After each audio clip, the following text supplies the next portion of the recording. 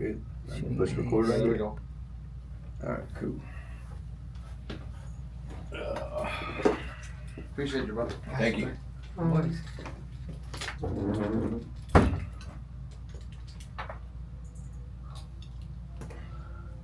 So the Botanic Beer Garden people, they're doing a good job. Yeah, they're doing a good job. What does that say? I don't even know what that says. It looks like a text message. Oh. Pause because you weren't using the app. Whatever that means. Yeah. So, Botanic Beer Garden, they just, I've been helping them with their permits and stuff. They just barely got their CO like 2 Fridays ago, so they just finally opened. They haven't had a grand opening yet, but it's supposed to be pretty cool. They're gonna have a coffee and then a full bar, and then they're eventually gonna get food over there. But Oh, it's not done yet. no, I mean no, it's everything's done. It just they haven't the coffee portion isn't open yet, and the food truck isn't ready yet. So How long have they had the other place? It's on. Can you hear me? I can hear you. Mine, I can't hear mine. Can you hear mine or no? Yeah, I can hear you. Can you like hear me or hear like in here? Yeah, I can hear you when you're up close to the mic. Okay. So we're going live now. What's up? All right, so you wanted to freestyle this, so what are we talking about? Anything and everything? Yeah. Life? Yeah. Tell me about UFOs first. Oh shit, you put me on the spot. So, What's your personal opinion about it, and what do you think that they want the rest of the world to believe? you put me in a tough spot there. So, I used to work in a skiff. Well, I was in the Navy, as most of the people that know me know. And after I did military service, I contracted for the DoD for several years, and then I started contracting for various 3-letter agencies. But anyway, in the contracting world, I actually had a pretty great. Actually, I loved it a lot. In the Navy, I was a RM, radioman, and then they converted us to a rate. So, like with the Army, they have MOSs. Okay. In the Navy, they have what's called rates. It's your job classification. But I was a communication guy. Dealt with satellites, radios, things like that. I was a commo. So after I left military service, I took up my trade and I moved that into the contracting world. And it actually opened my eyes a lot. And one of my contracting jobs was I used to work at a Bureau Air Force Base in Northern California. It was a site. It was a pay-pal site. Basically, it was a 14-story radar site. Damn. And what they did is they commissioned a lot of these sites all around, all around the world.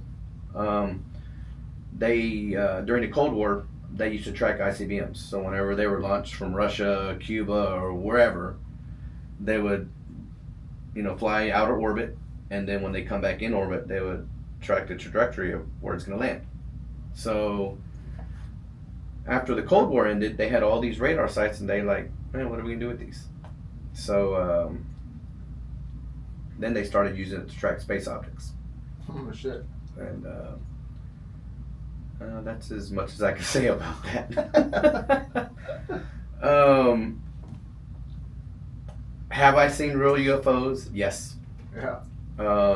I remember one particular time, and I've only told this story probably 3 times because people think I'm crazy. I was in northern Iraq one time. I was on a mountain called Sinjar, and this is when I was at one of my contracting jobs, and I worked in SIGINT, which is Signal Intelligence, and we did a lot of we worked with a lot of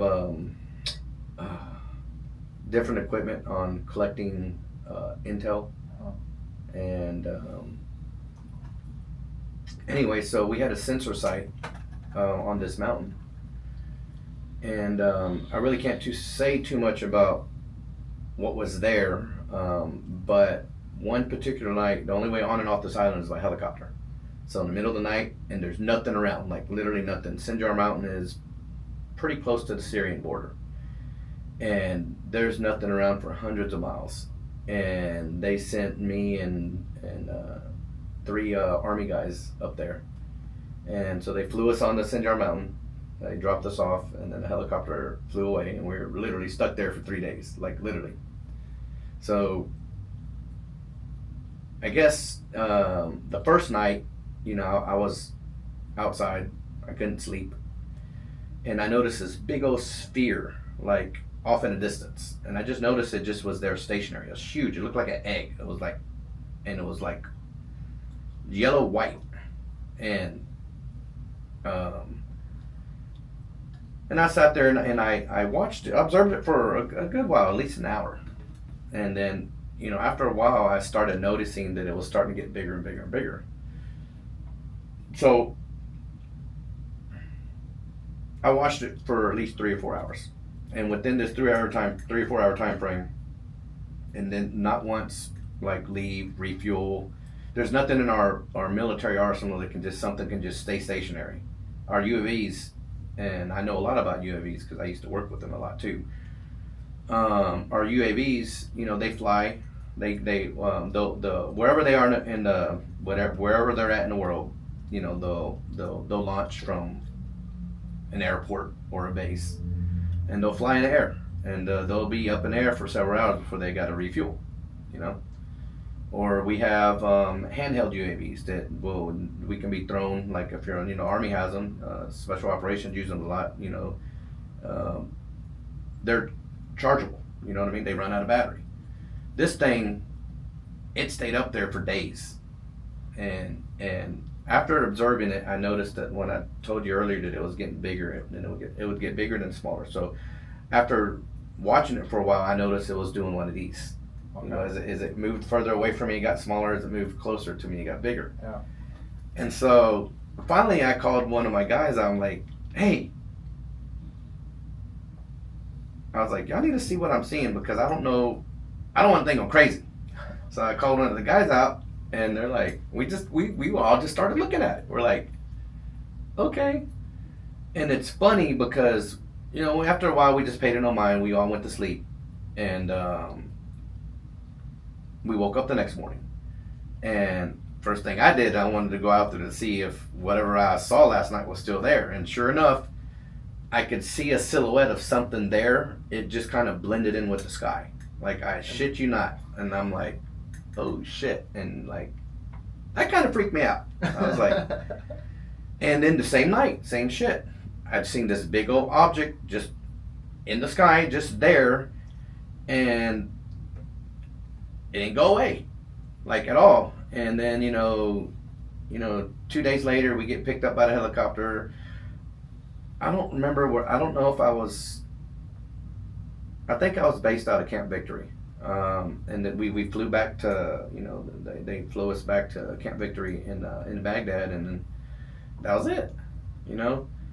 Why do you think that it's always like really outskirt areas or lonely areas or unpopulated areas that shit happens? Do you think they know and they do it on purpose, or you think no. we know and that's why we set it up that way? It's all over the world now. If you've noticed within the last 2 years, Yeah, they're popping up everywhere. Over populated cities, over military installations, over.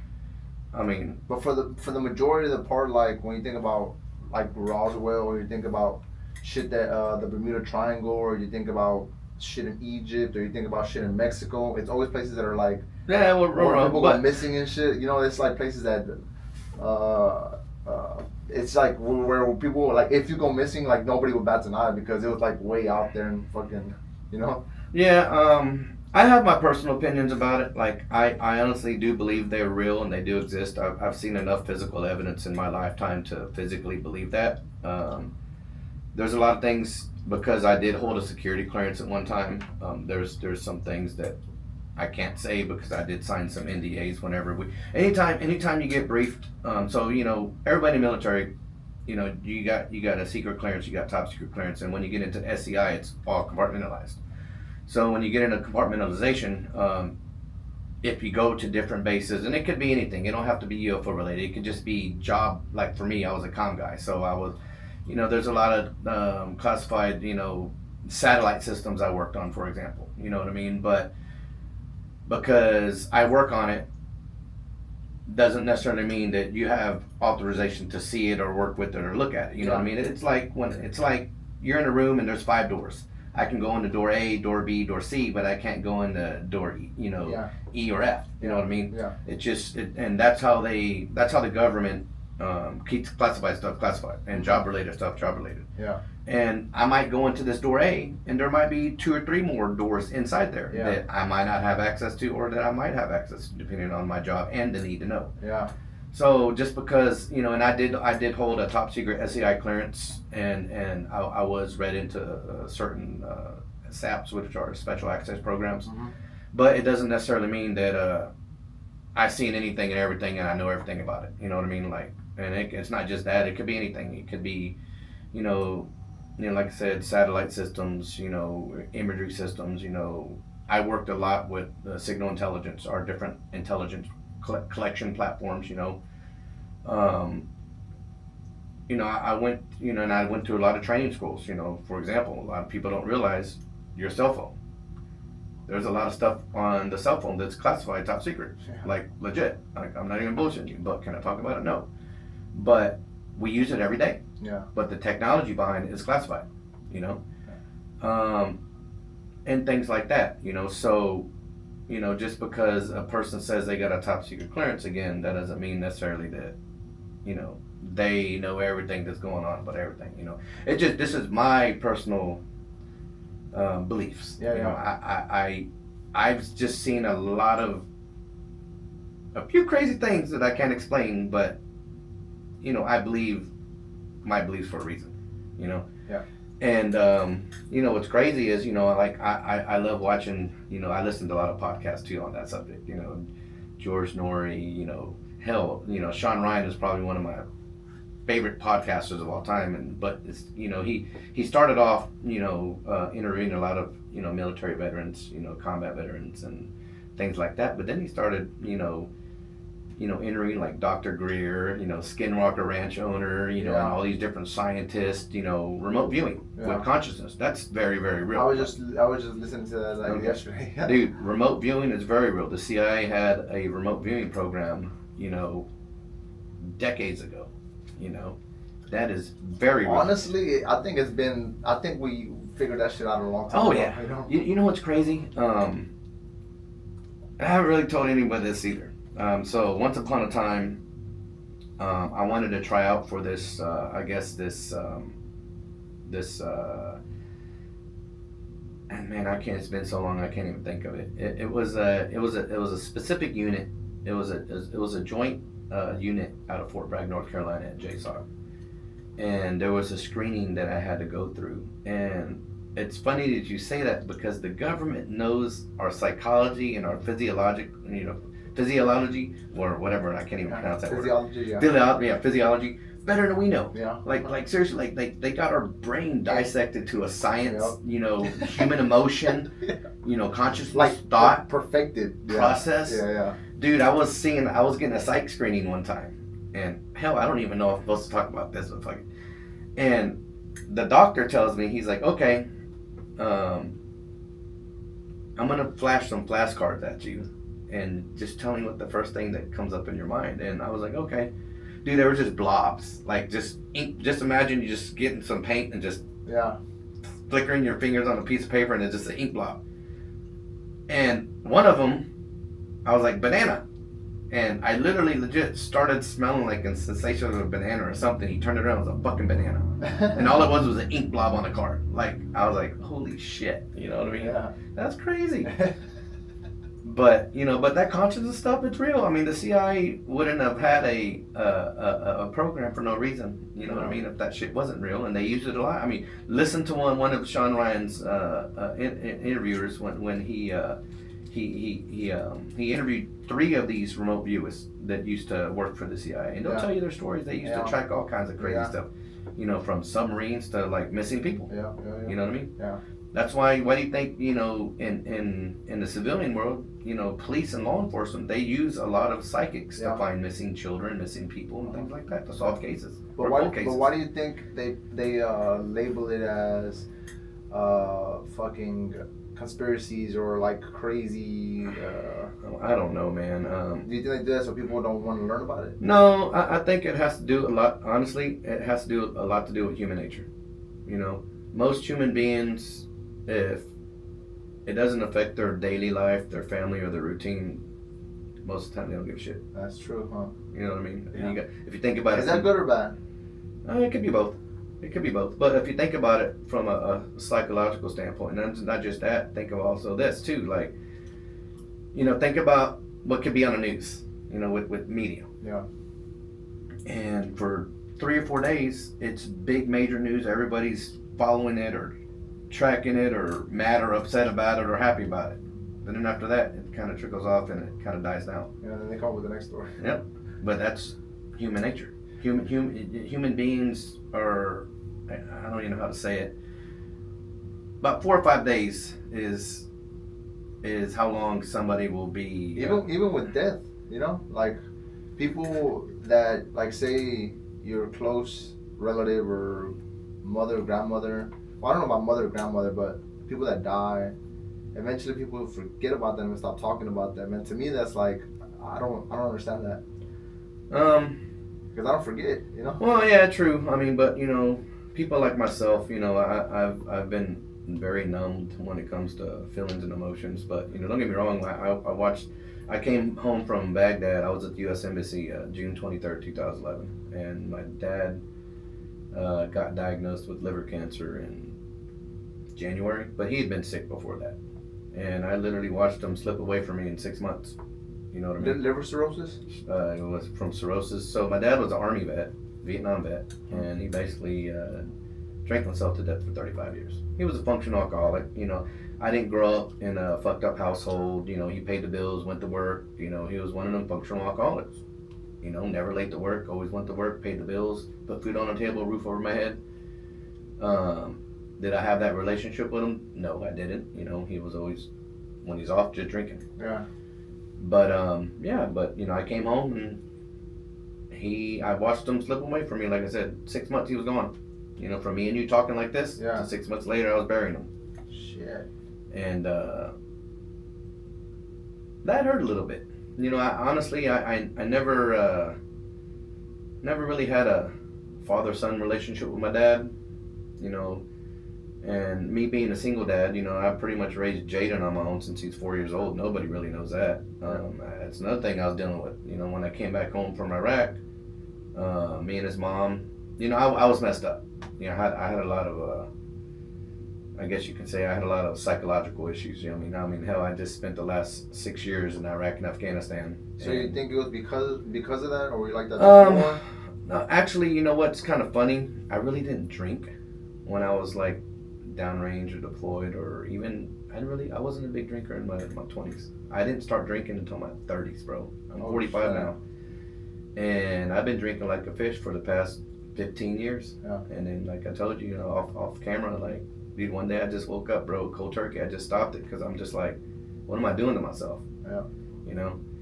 And what made you kind of like just switch it? It goes back to my son, because like I was saying just a while ago, like me and my dad never had that relationship. Yeah. And when I came home, I wasn't just battling my issues with my father's death, but I was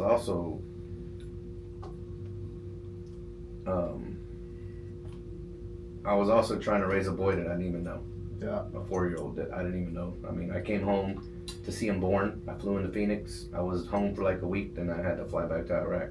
Oh, shit. And I missed his first birthday, his second birthday, his third birthday, and dude, I didn't even know my son when I came home. Like, I'm not even lying about that. Like, the whole time I've been deployed. Yeah. I've been overseas. So, that was a culture shock in itself too, because now I'm responsible for a 4-year-old boy that doesn't know me from anything, yet he's my shadow. Yeah. He depends on me, And dude, Jaden is probably the best thing that ever happened to me. Like, I swear to God, he's probably the only thing that's kept me alive all these years.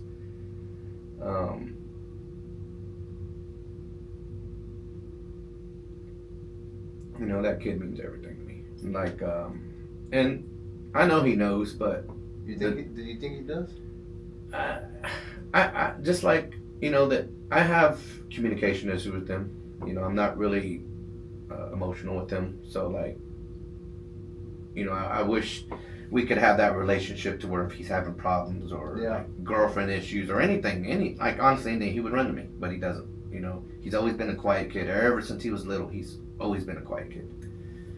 But How do we change that? You know, because I had this conversation a couple times. It's like old school mentality is telling us to not communicate or not learn how to communicate, not show emotions and not pass down emotions. You know what I'm saying? And then like on one side, I see it as a pro because it makes us strong and it makes us like we could take the pain for our families, right? And we don't show it. We could take the scars. So that's a good part about being able to lock those emotions away, right? But then when it comes down to show it to either your wife or your son or your daughter, it's like, how do you do this? How do you show it? You know, like that shit is. I mean, this has been to me. It's like been a learning experience. I don't know. I don't think I've mastered that yet. Yeah. Hell, I haven't mastered anything yet. I feel like I'm honestly, most of the time, I feel like I'm a failing father. I mean, for me, you know, it's kind of fucked up. You know, I see a lot of my dad in myself. I mean, growing up, you know, all I seen and all around was my dad getting fucked up. Whenever my dad took me somewhere, it is friends' houses. They were getting drunk and high or doing whatever. You know what I mean? Me, you know, Jaden over the years, all he did was see me get drunk and high and fucked up, and every now and then emotional, crying, you know. But he's literally just, basically what I didn't want to do, you know, I ended up doing, you know. Yeah. And over the years, it kind of hit him hard. Like I remember one time, he was like 8 years old, 7 years old. He was failing every single one of his classes in junior high. And so me, as a father, I'm getting in those ass. I'm like, dude, what the fuck? You know, why are you failing these classes? You know? And I never really said this to anybody, and it kind of fucked me up. And then, you know, you'll know here in a second. But you know, we're driving home from school because, you know, one thing I've always picked my son up, drop him off, pick him up at school every single day. Now he drives, I don't even fucking see the kid. But anyway, you know, one day I picked him up, and you know, I got these teachers emailing me, hey, you need to talk to your son. You know, your child, he's failing these classes. You know, and like I really got into his ass, and then he and I'm like, I'm trying to reach, because you know, like me and my son, we have those communication issues. I'm trying to talk to him, but I don't know how to reach to him. And then he finally tells me, he's like, Dad, he goes, he's like, I've been doing all kind of research about you, and he goes, Dad, he's like, I don't know how to fix you. And I'm like, what do you mean, son? And he's like, I've been reading a lot about PTSD, and I don't know how to fix you. Man, that fucked me up, because he's blaming himself for my problems. Yeah. You know what I mean? As a kid. Yeah. And man, I didn't even know what to say to that. But I told him, I was like, son, I was like, Daddy's problems are gonna be with Daddy for the rest of his life. The only person that can fix his problems is me. I was like, it's not your fault for the way I am. All right. I was like, and I tried to make that clear as day to him, because, man, one thing that I've known about the younger generation, you know, growing up, we didn't have iPads, we didn't have, you know, information at our fingertips. You know what I mean? So, like, literally, this kid would go out, and you know, that literally fucked me all up. Like that was like a shell shock to me. You know what I mean? So, you know, that kid went out of his way to research all kind of different stuff about PTSD, post-traumatic stress disorder, you know, symptoms, how to help, you know, treatments and things. Man, he 7-year-old kid. Yeah. You know what I mean? and he's over there trying to research something to fix me. Yeah. That kind of blew me away, bro. Like, and I'm like, what am I doing? You know, like, you know, that was my first slap in the face. You know, I'm like, what am I doing to my own kid? That, you know, and the thing about it is, you know, he's already grown up in a broken family. You know, his mom basically abandoned him at 4 years old. Yeah. You know what I mean? And like, that's why, like, I've given this kid everything. You know what I mean? Like, anything and everything. Basically given him everything I never had as a kid. Yeah. You know, I wasn't spoiling because I want to spoil him. I was spoiling because, like, man, this kid has a fucked up childhood. You know what I mean? Like, Yeah. single, and you know, me raising him on my own. You know, him not having a mother, a family. You know, a family that he goes home to every day. You know, a mother that he can lean on, and you know what I mean? Like, Yeah. And moms help a lot. yeah, they do, dude. And you know, his mom's in Arizona now. You know, he's older. He flies. You know, I fly him once a year to Arizona. He sees his mom now. But even got to a point too when around that age. You know, even to this day, his mom was over there, you know, calling me, bitching and complaining. You know, I'm trying to call your son. He's not picking up the phone and this and that. And one time, dude, like, he went off on her. And then she calls me screaming and yelling, you know, your kid's so disrespectful. And I'm like, look, I finally told her, like, I was like, you're the one that abandoned him. I was like, you need to listen to your own child. If he's having emotional outbursts, you need to listen to him. Yeah. You know what I mean? Because he's saying these things for a reason. I was like, you haven't been a part of his life in over, I guess at the time it was 7-8 years.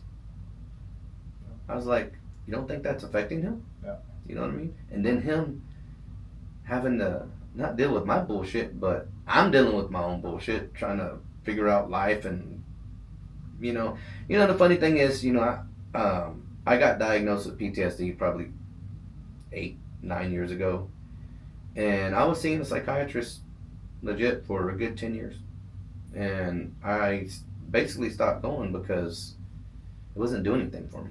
Really?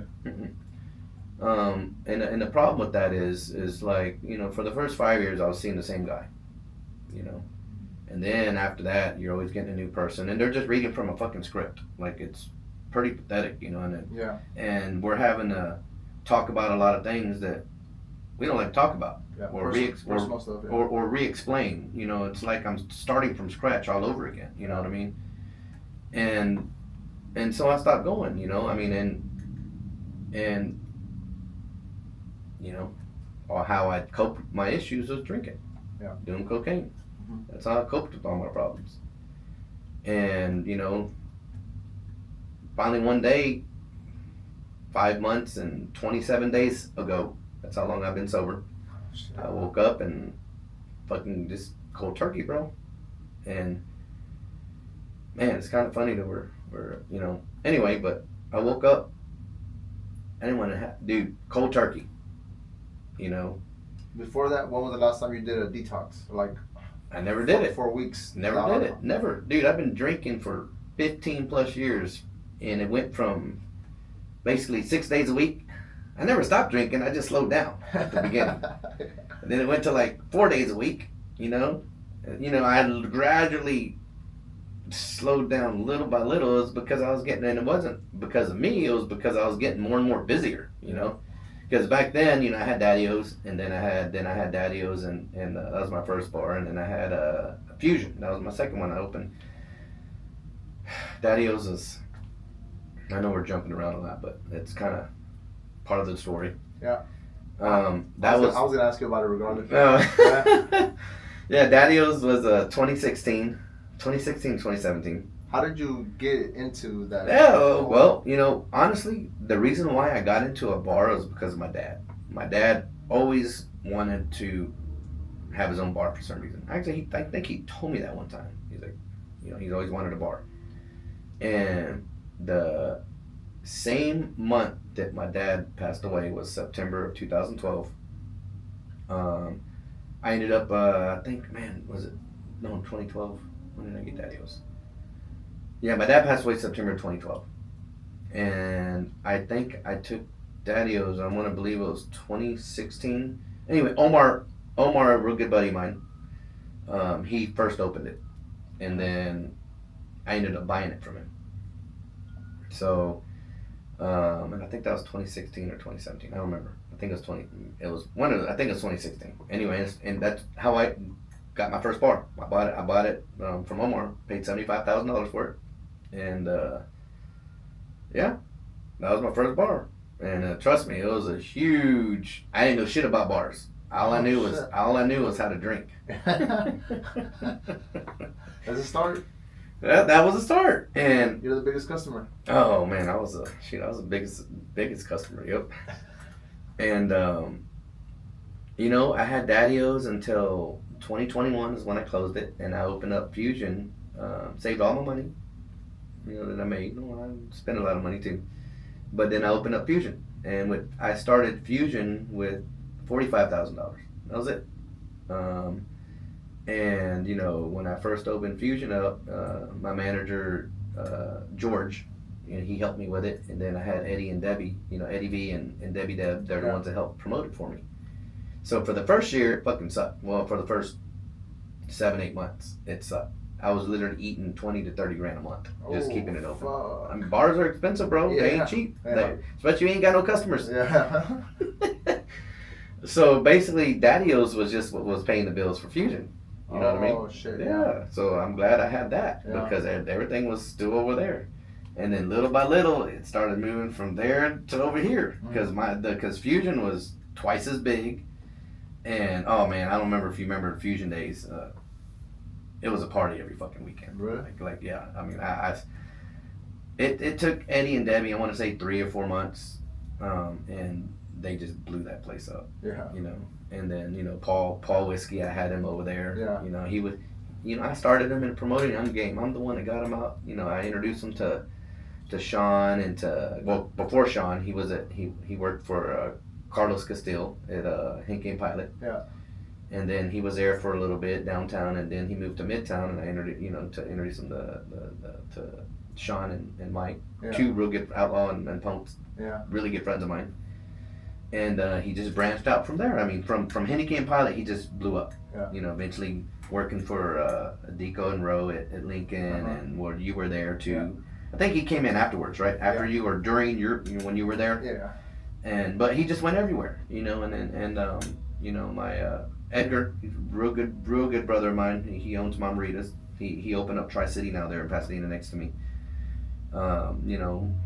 He was real good. He was like best friends with Paul Dad. I pretty much met all of Paul's family, over the years. I mean, hell, his dad used to go to dad went to Daddy-O's anyway, his family went a few times to my bars. Yeah. I met his family through Paul. And just over the years, we became really, really good friends. We became close. Well, one was because we're both fucking alcoholics and we like to drink. And 2, because we fucking partied hard together. Yeah. Like, all the fucking time. Like, I'm not even exaggerating. That Fireball. Oh yeah. Oh man, but we used to party so fucking hard. Oh my god, that was my dog. You know what I mean? Like, that was my sidekick. Yeah. And anywhere he was at, I'd pop up. Or anywhere I was at, he would eventually pop up. And then from and I still have Fusion. I sold it to I sold half of it to my partner Brian, who's my current partner today, and he changed it to Winners. So Fusion is Fusion/Winners. It's still there. I think we've been there now 8 years. Oh shit. And we opened 20, maybe 9 years. I think 9 years. Yeah. Dude, these time frames, they all blur. So happen when you drink. Yeah, that too. And then I know we were talking offline a little about Spring Street. I think. But my current partners is Ravine, which you know already, Chase, and AK, and then somebody you haven't met yet, name is Jerry, and I don't think you met Brian yet. But those are my 5 business partners. And then anyway, so Conservatory was just starting to be built, and so we had another project we wanted to work on, which was Spring Street, and then we took that over, and I had that for a year, and then we ended up selling it, which, what happened with the first sale. Anyway, we resold it. So now it's about to open up to Botanic Beer Garden. And these guys, they just opened up last Friday. that made the place. It's beautiful. It's eventually just the bar side is up and going right now, and they're eventually going to open up the coffee side, and then they're going to have their own food truck selling food. So once they get everything operational, it's actually going to be a pretty chill spot. And then we opened up conservatory like a year ago. Yeah. And man, one thing I learned from Spring Street is Chase's work ethic when it comes to construction. That dude is a fucking genius. Like he measures everything to like a millimeter, and everything fits perfect. Like everything. You know, he did the build out, and then Mike Ponce, we had Mike help us with all the sections, the outdoor seating. So Mike, I brought Mike in, and he did most of the construction, and Chase did all the inside and all the, you know, everything, like, you know, where the jockey boxes go, the wells, the beer, like, and then he did the same shit for conservatory. Like, he's a fucking genius. Like, I watched him from, dude, when we first got conservatory, it was nothing but dirt and concrete. Like, it was an empty shell. Oh shit. Like, literally, it's all the way you go in there and you pick up sand. You know what I mean? And then Chase, he's just like a designing genius in that. And that's funny because, you know, we have Eddie. Eddie's one of our workers. You know, he's the one that does all the work. He'll do work at Reset, at Drop Shots, at Spring Street, at Conservatory. Every time I see Eddie, hey, Eddie, good job, good job. Chase is like, Eddie didn't do that. I'm the one that designed it. I just told him what to do. But I love Chase to death. But anyway, but yeah, so we just had our basically we just had our 1 year anniversary at a conservatory, and then Ro had his 1 year anniversary at a Duchess. We actually opened both of those the same day. Really? Yep. What the fuck? Yep, same fucking day. And so congratulations, Ro, on your 1 year anniversary, buddy. Love you. And yeah, but same day. And we have a few other things in the works. You know, we're really not saying much on it right now, but we're planning on opening at least 2 more businesses this year. This year? Yep. Oh damn. So one towards the end of the year, and then another one soon as Chase and Ro and Sean get Drop Shots off. You know, we're gonna start working on another project. So that's the plans, at least. You know. Yeah, that place looks nice though. The inside. Oh yeah. Benji just had a badass. He had a huge fashion show like 2 weekends ago over there at Drop Shots, and the bar was packed. Really? Yes. I mean, they had Sean. He managed it. He's a managing partner over there, and he had it all staffed up. Staff did a phenomenal job. They were fucking packed. I was like, oh my god. I just can't wait till they get open, and it's gonna be a good spot. I mean, I'm not a pickleball player. You know, I've been dabbling in physical fitness, as you can see, the last actually 3 years. You know, it's taken me 3 years to see that picture I posted today, how fat I was. Yeah. Man, I was fat as fuck. You know. You chose the fucking worst picture to post, but that's good though. No, but but, the other one looked much better. But it was a funny picture too. I was like, yeah. you know what I mean? Like I was fucking fat. Oh my god, it was embarrassing. But you know, You look like one of those husbands on the 90 Day Fiance. You know, one of those candidates. Have you seen that show? There's like these guys that have money, but they date like really hot gold diggers. Yeah. These guys always get fucked over. You'll see it later. Yeah, they know what I'm talking about. Okay. Yeah, but oh my god. But you know what? It was an embarrassing picture, but it was funny. But you know what? Like I'm actually legit proud of myself. Like I'm so fucking proud of myself. Yeah, you should be. Dude, 2 years ago I couldn't even do one pull up. Now I just. Hey, I'm catching up to you, Ro. Yes, I'm talking to you. I can do 12 now. Like, but Ro don't count. He always like 75 pounds weight. You know, it's funny. I always tell people like, Ro has a body like a fucking comic book character. Yeah. Like literally, he's that ripped. You know. He gets embarrassed when I say that, but I'm like, love you, buddy. But you know, I posted you know, he posted a video. I don't know, about a month ago, him doing pull-ups, and I was like, oh my god, he makes it look so easy. Like really, like he's like, yeah. And you know what? And I struggled, like just to do 6. Like Yeah. I struggled, but now, dude, like I was doing them I did like 5 sets of 8, like 2 weeks ago. Then I did 4 sets of 10, and my last set I did at 6 or 8 or something like that. Then I was like, damn, this shit's easy. Yeah, You know, it gets easier. It gets easier. You know, that's what I'm saying. It ain't easy. It gets easier. But you know, that also, you know, my sobriety and working out, you know, that's part of my journey. That's part of me. You know, that's part of my sobriety journey. Like I'm literally. It goes hand in hand, to be honest. Yeah, well, that and healthy eating. Like it's. I'm really trying to change my lifestyle around. You know, You're not trying, you are. well, I'm trying. I mean, hopefully, I Just don't. quitting drinking, bro. You have no idea. Like, okay, in general, as a human, American, I don't know if it's worldwide, but alcohol is normal as fuck. Like, you're more weird if you say you don't drink in any room, right? You're the weirdo.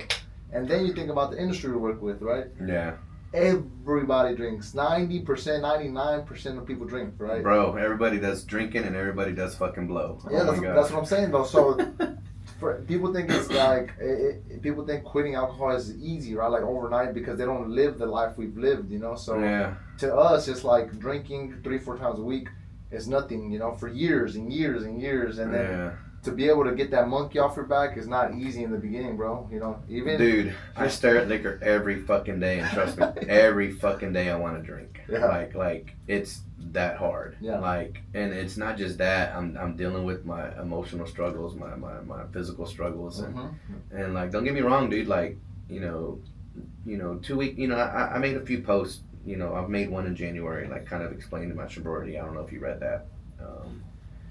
I think when I found a picture and it explained me perfectly. I think it said something to the effects of, oh, what did it say? God damn it, a brain fart. Anyway, it basically said that hope is real. And pain is real, but hope is real also.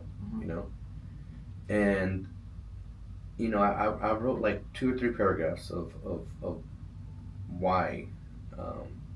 I just decided to give it all up, because over the years, I've especially, overseas, I've seen a lot of fucked up things. I've seen things that I hope to God my son never sees, or anybody for that matter sees. Being in war zones, it's crazy. Yeah. There's really no way to explain it. You just got to experience it for yourself, and I just hope nobody ever experiences it. But with that, I've seen a lot of death. I've seen, and then over the years, I've had a lot of friends die of suicide. And then that's what I'm scared, because I know what I'm capable of doing, you know what I mean? And, I've had a few friends of mine that they just couldn't take it no more and they just wanted out. Yeah. Honestly, I'm assuming most of those were men, or all of them. no, they were all men. Yeah. I could just say in the last 5 years, I've probably about 4 people passed away due to suicide that I know personally. Yeah. Well, 5. 2 of them. Well, one of them was a old staff member of mine, and then a few of them were my military buddies of mine. And anyway. But a lot of people struggle with it, and it's not just veterans or combat veterans, dude. It's people that women that go through, or men that go through spousal abuse, or you get in a car accident that traumatizes you, and fast forwarding a little bit to about 2 weeks ago, because that's pretty much, if guys, if y'all haven't read my post, I posted around January, and I want y'all to read it, because then you understand what I'm talking about. And then 2 weeks ago, I just cracked. I don't know, dude. And it's kind of weird, what happened to me. Yeah, I've been shot at. I've had bombs and IDF is what we call it, indirect fire. I've had explosions all around me. You don't know where the next one's gonna hit. I've woken up in the middle of the night, run into a bunker, terrified of my life because I didn't want to get blown up. I've been sleeping in the middle of the night and I have just shrapnel ripping through the top of my living quarters. I've had a lot of scary events happen. And at the time I was scared, but I guess the best way I could explain it is but I knew what was coming at me. What happened to me 2 weeks ago, it scared the living shit out of me because I have no idea where this came from. Really? And I have no idea what it was, and I had no idea. I'm still trying to figure it out. I had no idea how to handle it. And, you know, and it's funny, everybody's scared of things in life. Most of the stuff you're scared of, you know what it is. Yeah. Or you know how to confront it. Yeah. This, I don't. And that's what scares me the most. Because I just woke up one night. Dude, I woke up one Sunday, dude, I was feeling weird the whole day. And I was off. Like, I was just feeling weird. And so I just decided to get up and go for a drive, because I didn't know what was happening. I didn't know what was coming. I just knew something was. And left the house. I didn't want to be around my mom or my son. Dude, I got in the car, dude, and I just started bawling uncontrollably. Just bawling. Just crying, dude. And I was gone for about 3 hours. Eventually came back home. Once I got my composure back, and then, slept it off. Didn't really sleep that much. And then Monday comes around, I'm emotional, and then Tuesday, that's when I just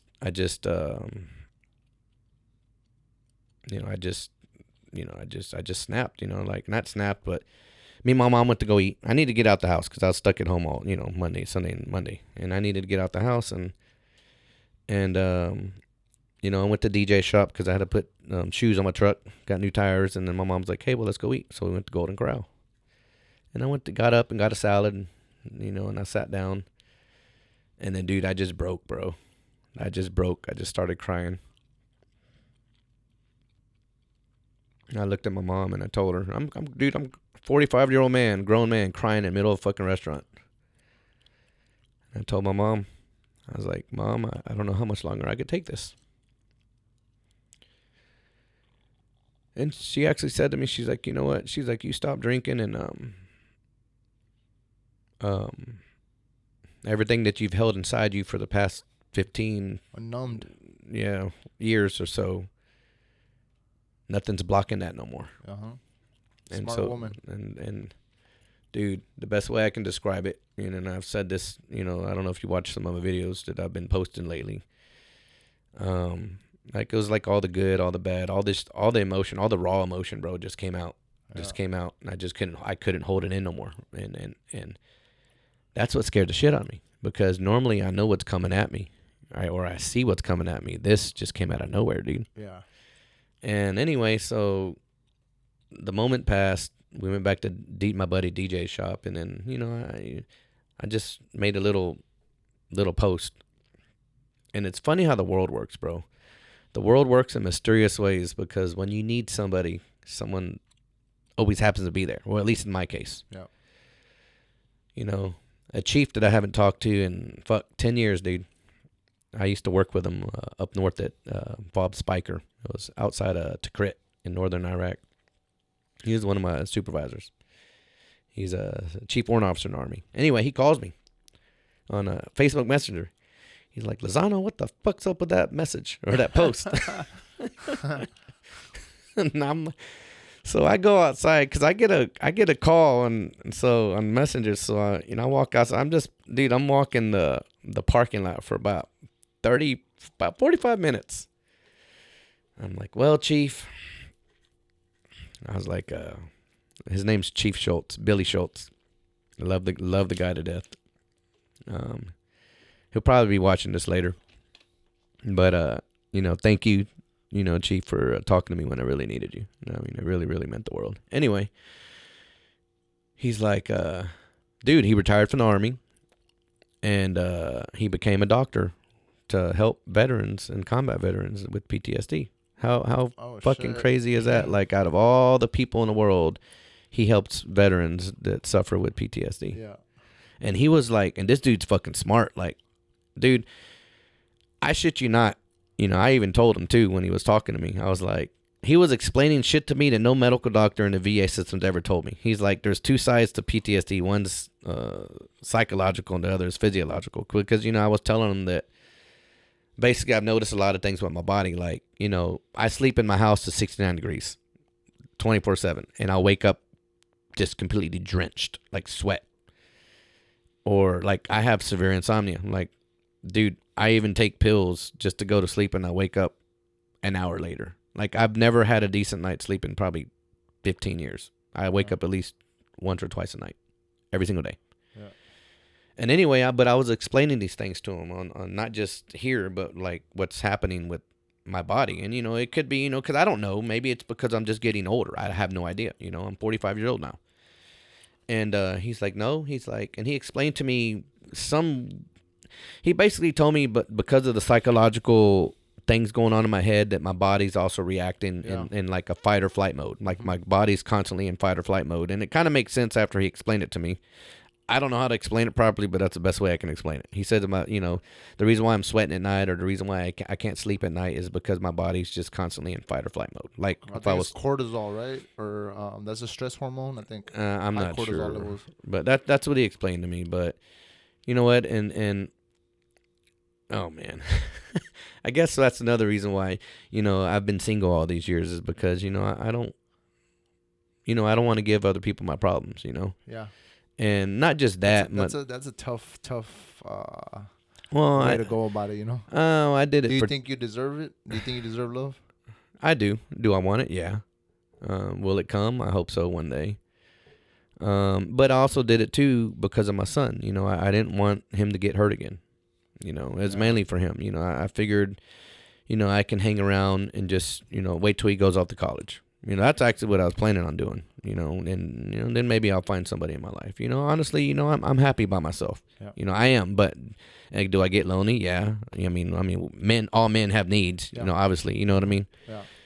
But are you happy, or are you used to it? Oh, I'm fucking miserable. I mean, dude, I'm happy in the sense that, dude, I like coming home by myself. I like quiet.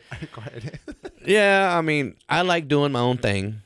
I go where I want, when I want. I don't got to answer to nobody. That I like. But do I get lonely? Yeah. I wish I could wake up with a woman in my arms, or go to sleep looking at somebody in the face. You know what I mean? Like what every man wants. You know what I mean? But sure, yeah, of course I get lonely. I'm human. Yeah. But I just haven't found the right one. I mean, don't get me wrong. I've had relationships. I was with this girl, Pauline, for a very long time. But she's always lived there, and I've always lived here. You know what I mean? And, I finally told her, I was like, look, I've been asking for us to be together for fucking over 5 years. I don't just want to see you once a week, And, I had to cut ties because for me, it wasn't healthy. You know what I mean? And it's not what I wanted. I wasn't happy. I was actually, I was miserable. I was with her, I guess, out of convenience. You know what I mean? You just get used to being with somebody. Yeah. But, I didn't want to do it no more. It's kind of like when I stopped drinking, dude. I just got up one day and I'm like, what the fuck? And with the same thing with her, I was like, I can't do this shit no more. And I told her straight up, Do I care about her? Yeah. I'm a human being, but it wasn't right for me, How long ago was this? It was pretty recent. Yeah, pretty recent. And I even told Jaden too. I told him, I was straight up with him. I was like, look, but he already knew. He's not stupid. It's funny. My son knows me better than I know myself, to some extent. You know what I mean? And he already knew I wasn't happy. Just like, dude, like the whole episode that happened to me, like it took me. I trauma dumped on him. I kind of told him, hey, I'm experiencing some feelings and emotions that I've never experienced before, and I actually trauma dumped on this this person that I just reunited with as well, and that kind of went south. But I basically told him what I told her. It was like, because dude, when it happened, it just happened, and like I literally had no one to talk to, like nobody, and I didn't even know what the fuck was going on. That was a crazy thing. Like literally, it scared the living shit out of me. Yeah. And maybe I shouldn't have said some things to her and to him, but I've always been the type of guy, dude, I speak my mind. Mm-hmm. I don't care if it's good or it's bad, if it's gonna hurt you. And at least with me, you always know where you stand. Yeah. I've always been that way. I've always just been straight up and straightforward. And I told Jaden, I was like, basically, I'm dealing with these emotions. I have no idea what it is. It did scare me, but I'm trying to find the right help, which I did. It's also crazy. So my chief calls me, right? And then after we talked, like that Saturday, Like there's another guy. He called him Agent Joe. He was a diplomatic security agent out of the embassy where I was at where I was last at. Real good buddy of mine. He's like the only guy I know in the world that can do the Bruce Lee's 1-inch punch. Oh shit. And dude, I was actually showing my bartender Greg a video because he's like you, and like he fucking real into, he's real heavy into mixed martial arts. I used to train with him, and he's real heavy into mixed martial arts, and I used to train with him. He was my gym buddy there in Baghdad, and we'd go on 5-mile runs. We'd be in the gym for 2 hours, but we did that fucking day in and day out, every single day, unless we were out on on mission or working or out somewhere, deployed somewhere, and anyway.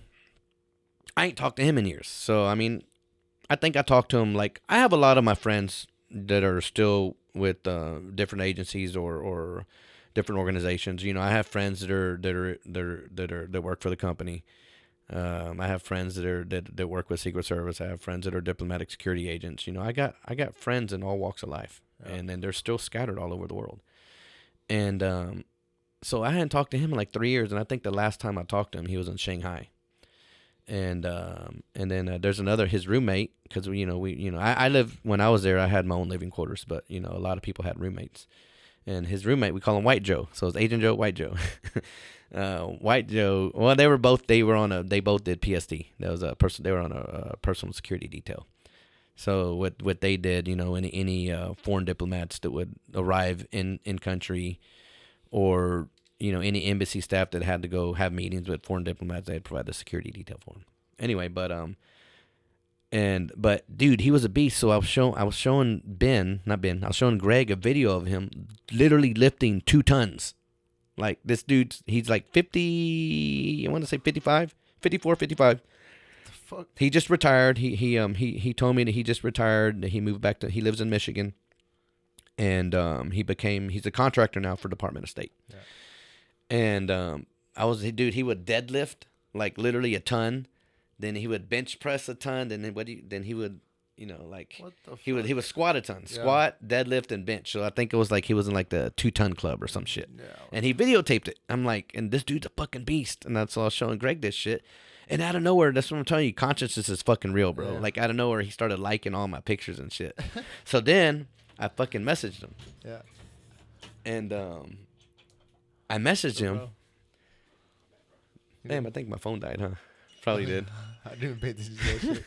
Anyway, well, we got this. Anyway, I messaged him, like, dude, do you got like fucking consciousness, spidey senses? I'm like, dude, I was literally just talking about you. And he's like, and so my call sign was Diablo in Iraq. He's like, what's up, Diablo? And anyway, he fucking and we just start chatting, just catching up to like where we left off, like nothing happened.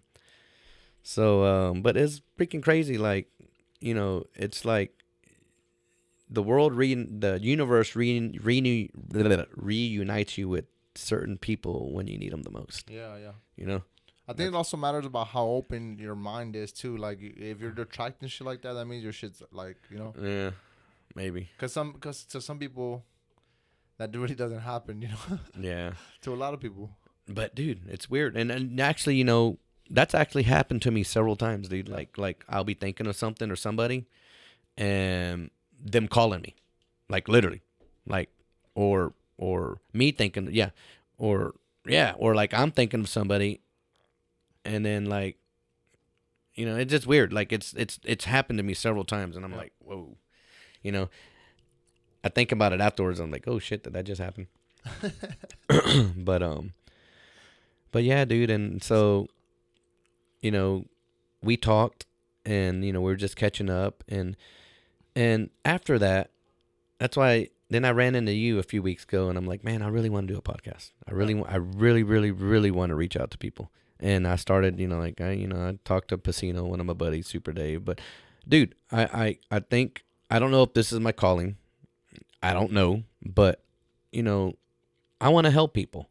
Like I was kind of telling you earlier, like I'm not the only one with problems, and I'm not the only one that's fucked up in the head, you know what I mean? But like if I can have a platform to give other people a voice, me, I can only reach so many people, but you could reach people I can't, you know what I mean? Yeah.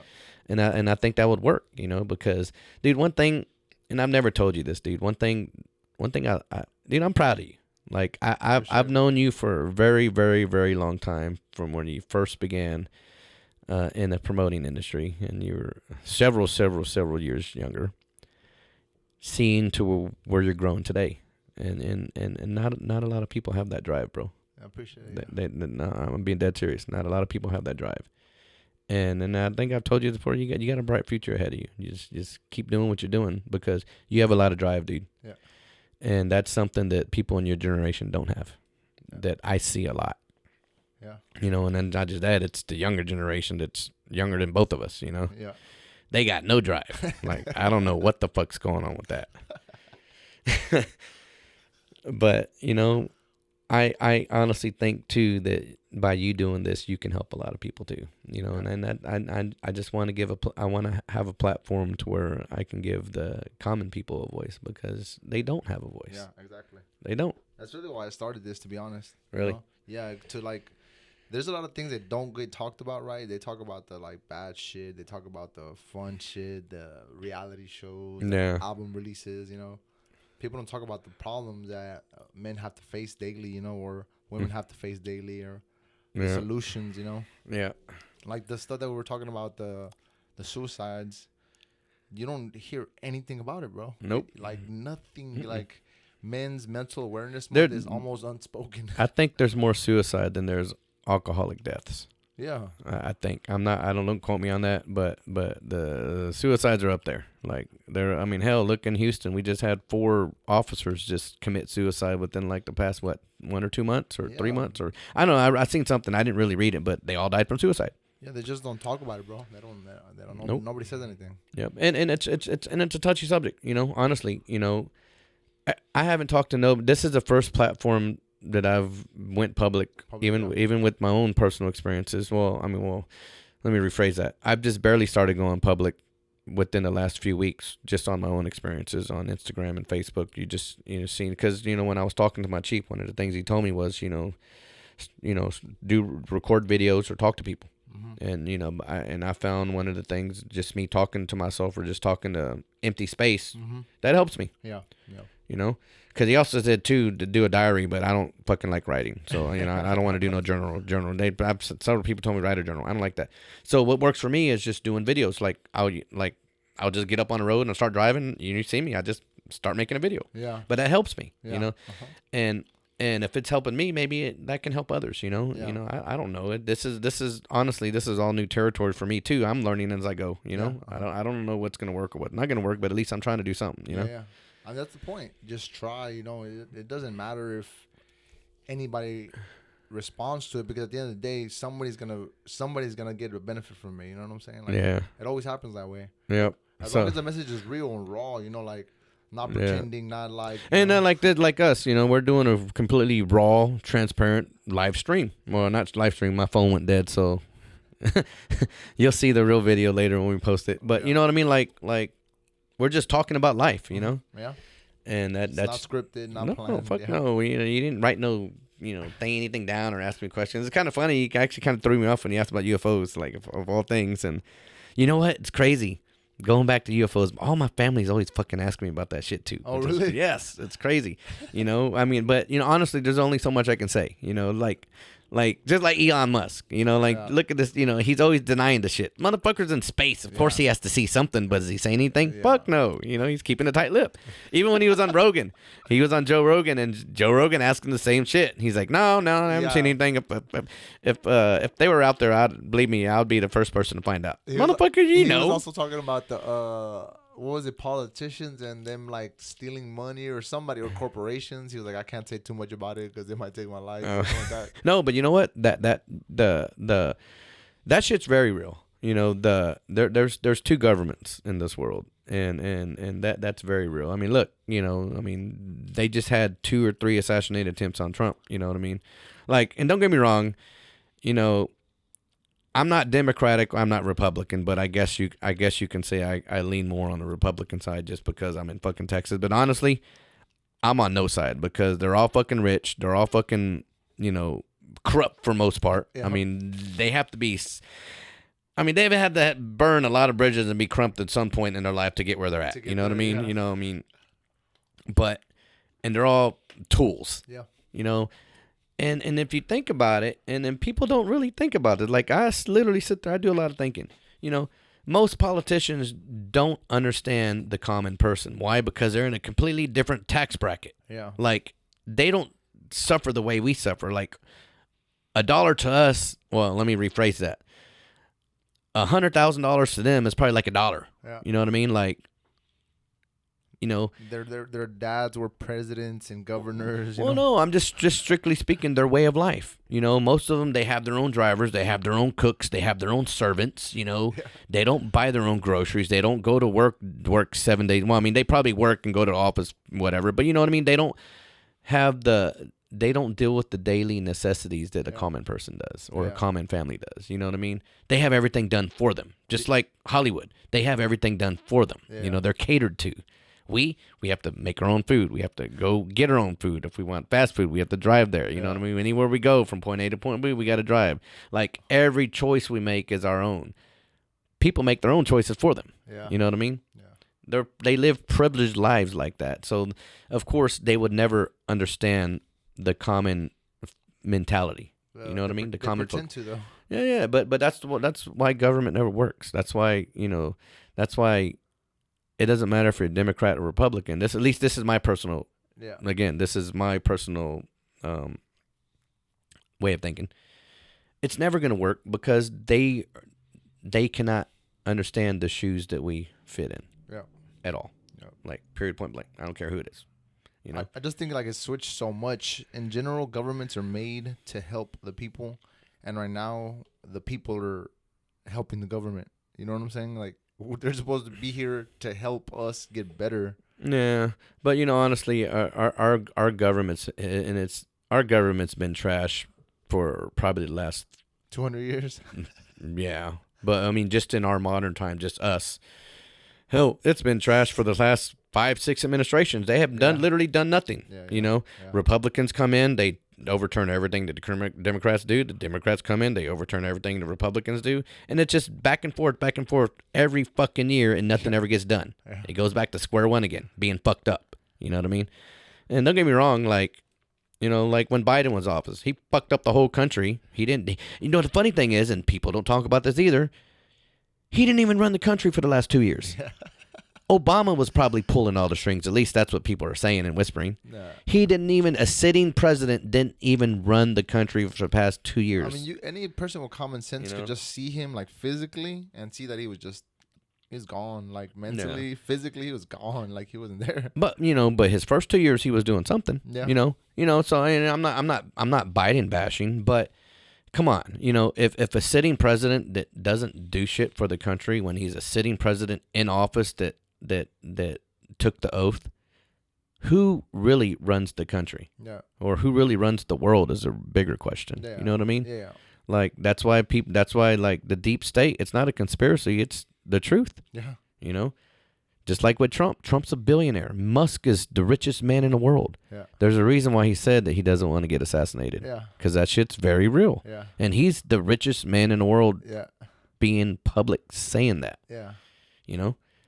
They just tried to kill Trump twice. Yeah. You know? So the presidents don't run our country. Nah, fuck The corporations, I mean, they have a hand in it, but it's a lot bigger than that. Yeah. You know?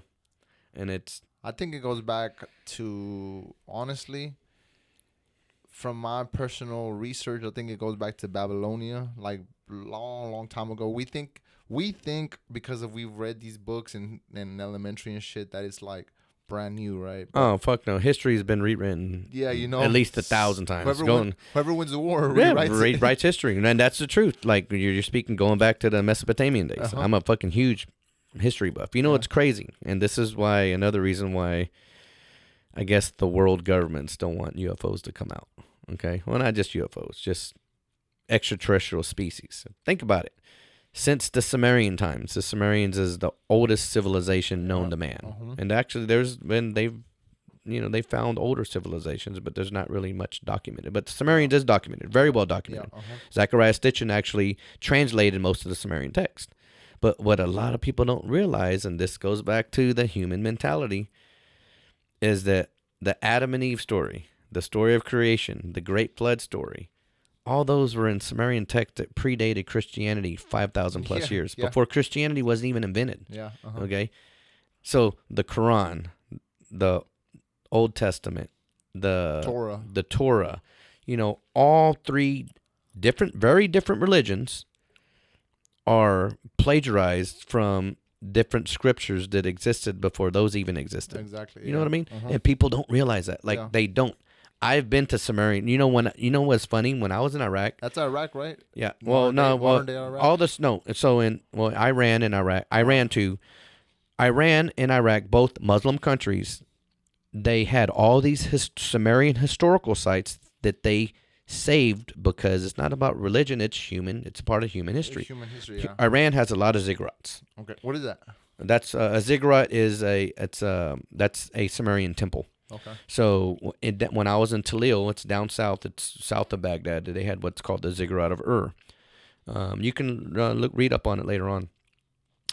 It's a moon goddess temple, it was a temple that the Sumerians used to worship. And I actually climbed all the way up to the top of it, and it had fucking a lot of steps. But I was at the top of it. I took pictures, and but when I was in Southeast Asia for about 16 years.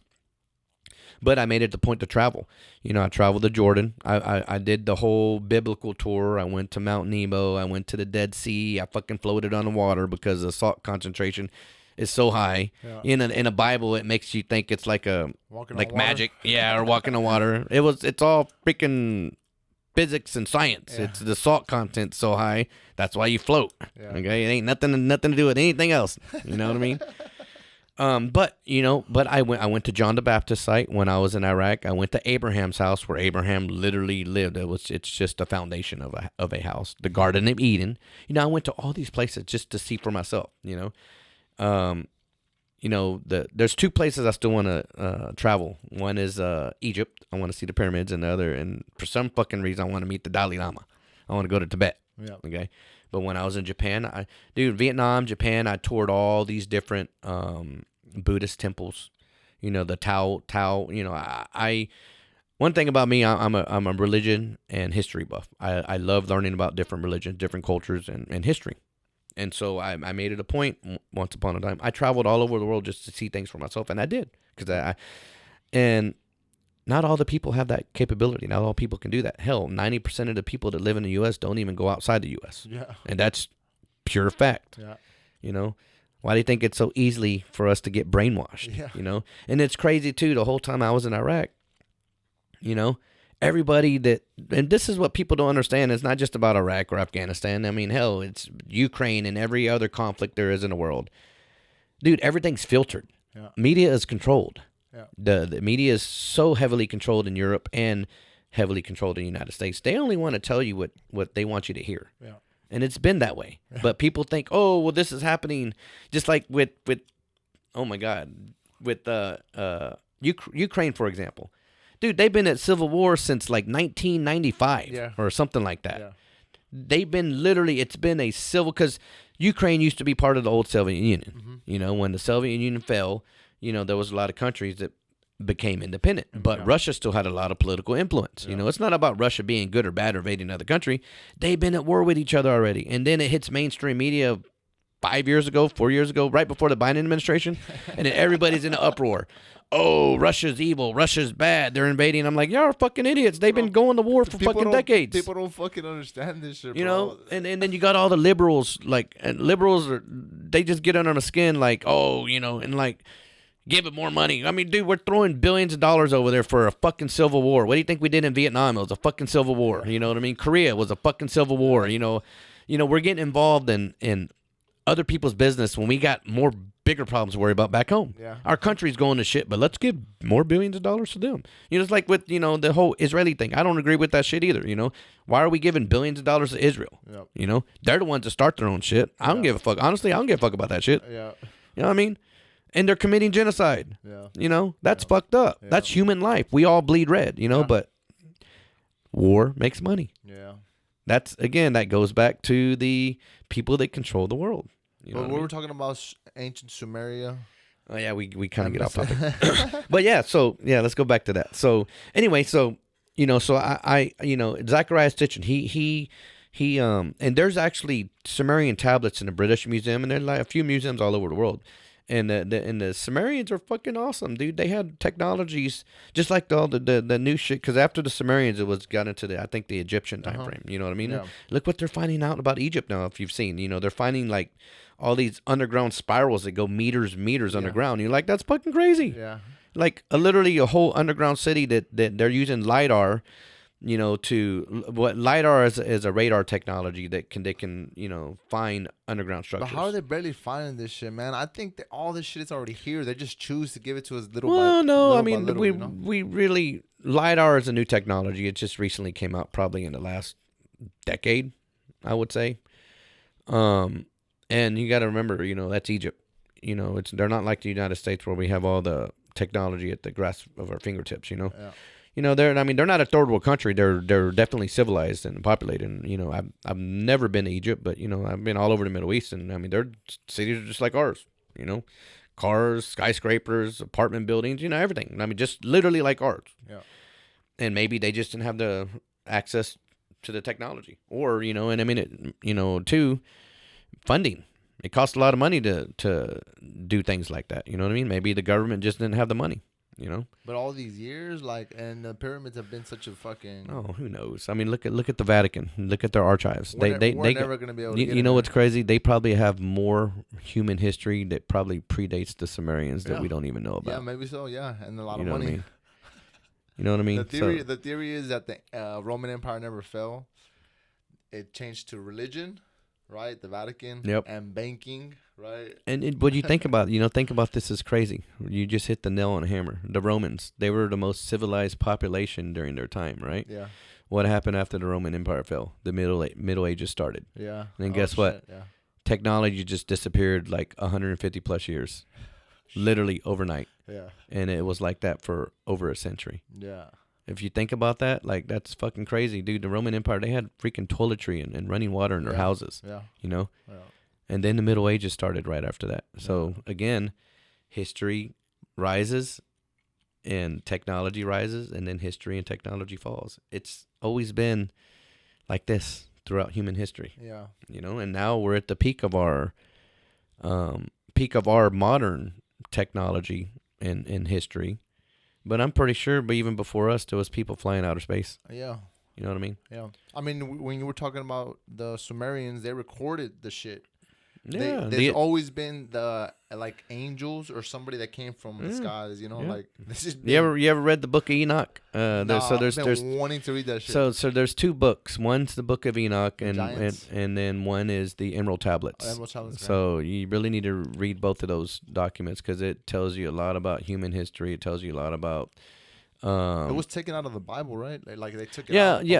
The Book of Enoch was, but the Emerald Tablets, that's kind of like an offset of. It just tells a little bit more about human history that the Bible doesn't tell, or that's not put out there. And it opened your eyes a lot to like, wow, like even to this day, we're still finding out more and more about human history that we never knew about. Like you were saying, like giants, they existed. Yeah. There's archaeological digs all over the world of freaking giants, and they're keeping that secret. Yeah. They're keeping that classified. Do you think they do it so people don't fucking lose their minds? Like, well, I don't know. It's just kind of like the whole UFO thing. Honestly, I think the government doesn't, and trust me, the government's never. Now you got all these hearings, and they're trying to, get all this information out there. The government's never, ever gonna admit that there's extraterrestrial life or that there's UFOs. They're never gonna admit it. Never would, never will. And it's funny that people get their hopes up with all these hearings that are going on and all these whistleblowers and all these witnesses. If they were gonna do it, they would have done it decades ago. Yeah. I mean, hell, there was crashes in the 30s that they still keep classified. That was before Roswell. Yeah. You know what I mean? Yeah. And now you got all these whistleblowers and all these special operation guys that were on crash recovery teams that recovered all these craft that's in the hands of Lockheed Martin and companies like that. And they don't even know what to do with that technology. You know what I mean? Yeah. Like, we're not there yet, or, we don't even have the technology to even understand or define the technology that they got. You know what I mean? Like, But don't get me wrong, and I thoroughly believe that they've been doing a lot of reverse engineering, and I'm pretty sure a lot of the shit we see in the skies are our own shit. But This. yeah, where do you think fiber optic cable came from? Yeah. Fiber optics came out of nowhere. Yeah. You know what I mean? Like literally, and the Macintosh computer came out of nowhere. Literally, like 10, 15 years after Roswell, Yeah. or 20 years maybe. But What about the moon landing? oh, that was very real. Look at Sean Ryan's latest episode. He just interviewed his first astronaut. Yeah. Yeah, that was actually pretty interesting. I listened to it the other night. The first one, or was there another one, or what? No, he interviewed his first astronaut, like actual astronaut. Okay. Like he's never had an astronaut on his platform. And but it was very interesting. He was a SpaceX astronaut. He didn't work for NASA. He was just a SpaceX astronaut. But he says that that happened. But and then Sean asked him, why haven't we been back to the moon in the last 50 years? There's a lot of conspiracy theorists that say that we're not welcome back to the moon, or that there was things on the moon that Ooh. told us we weren't allowed to come back. Yeah. And I believe that's real. Yeah. But that's again my personal belief. What about Mars? Oh, I honestly believe that there was life once on Mars, and there was actually remote viewers that remote viewed Mars, and they have pyramid structures, and they had giant. Yeah, I've heard that. They had yeah. giant beings, just like we have giant beings on Earth. Yeah. That's crazy. I mean, it's.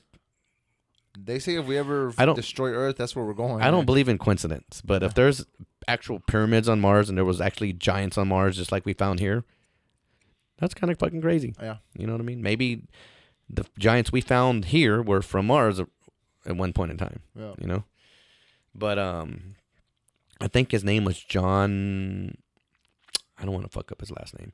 He was a remote viewer in like the 60s. He's the one that started Project Stargate with the CIA. And I believe that was a project. John McGriddle, or and there's a actual there's a school that actually anyone can learn how to remote view, and Really? you can actually enroll in it, pay for the courses, and learn it. It's look up the Monroe Institute when you get a chance. Okay. Like it's like if I have nothing to do one day and I want to literally go to the Monroe Institute just to learn how to remote view. Yeah. Like I'm that fascinated with consciousness. Like it's fucking cool.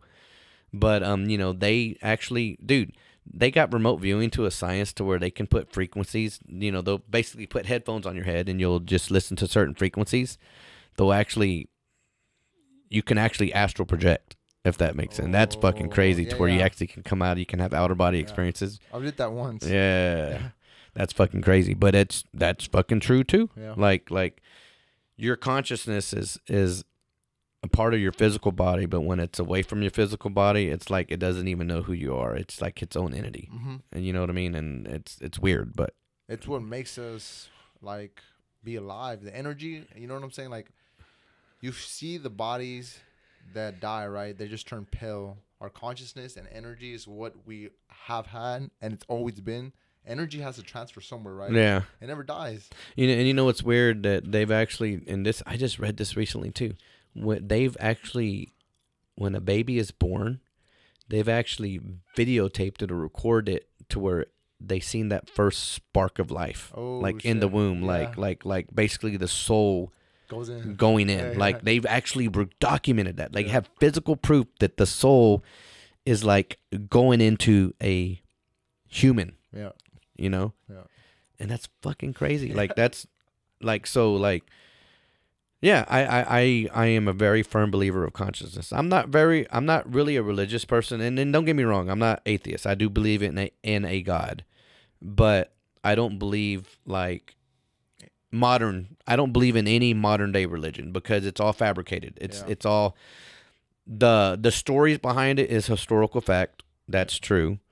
But the methodology and the belief system behind it is completely false and fabricated. Yeah. You know what I mean? I honestly think honestly when I think about this shit, and I think about it a lot, it's like I feel that these things are ego in us, right? Why do we fight with each other over who we praise and being a good or bad person, right? It's just like why do we do that to each other about race? Why do we do each other about religion, right? Yeah, I mean, we're all human, bro. We all, and I don't understand, the black prejudice, the brown prejudice, the white prejudice. Dude, we all bleed blood. Like, literally, we're just different colors, and yet everybody, you know who created racism? We did, humans. Yeah. We created racism. Yeah. and everybody created it equally. It's not one minority. We all created it. Yeah. You know, Yeah. and it's fucking ridiculous. Yeah. You know, and it's crazy that it still continues to this day, and I just don't get it. You know, like, and that's that's what I don't like about the Democrats and Republicans, and when it comes to That's another thing. It's just, to me, all these things are just cults. yeah, they divide people on purpose. You know, and like for what? Why? You know, and you know what's crazy? The only thing that brings people together is fucking war. Yeah. Like that's like the calling. War is what brings common people together. Yeah. I don't get it. Like it just blows my mind. Why does something like that have to bring people together? Yeah. You know? It's always been a part of us, though. War and peace has existed since the beginning of time. Oh, it has. Some people think that there was a moment in history where we were peaceful beings, you know? And this goes back to actually Sumerian times. There's this thing called the Zeitgeist, the documentary, and it tells you at the beginning of time, it was the sun and the moon, the nighttime and the daytime. And that's when, like, the battle of war and peace started, whatever you would. Oh, wow. I got to read that. Yeah, That's interesting. Yeah, it's called the Zeitgeist. And then, like, since then, they named it different names. I forgot the name. Amen Ra, I think was the name of the Amen, and then Ra. And that's when we say Amen or Yep. Amen. Well, amen, like when it goes by that, amen's not even like Jesus. Yeah. That's not even his name. Yeah. And if you read the Emerald tablets, see, and another thing about Christianity that people don't think about or talk about or even really bring up at all is the Bible started when Jesus was like in his 20s. But it does not talk about anything from when he was born to where his story began. Yeah. He had a wife, he had kids. He traveled the world. He did go to Egypt. He learned different religions in Egypt. He went to Tibet to learn reincarnation. Like, he traveled the world to learn different things. Yeah. And that's not talked about. They figure him as the son of God in the biblical text, which is completely false. He was a regular human being that explored the world and did his own thing. He had a family. He had kids. And what's actually crazy, I was listening to a podcast maybe about 2 months ago on the Templar Knights. Oh, yeah. Okay. And they actually have Jesus's bones and Mary Magdalene's bones, his supposed wife, still to this day, like in a classified tomb, buried. Yeah. And they have Arks of the Covenant, several of them. It wasn't just one.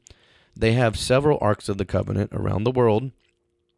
And these were actually ancient technologies that had or hosted some type of power, or it could be maybe a form of a battery. I don't know. This is just what I was watching.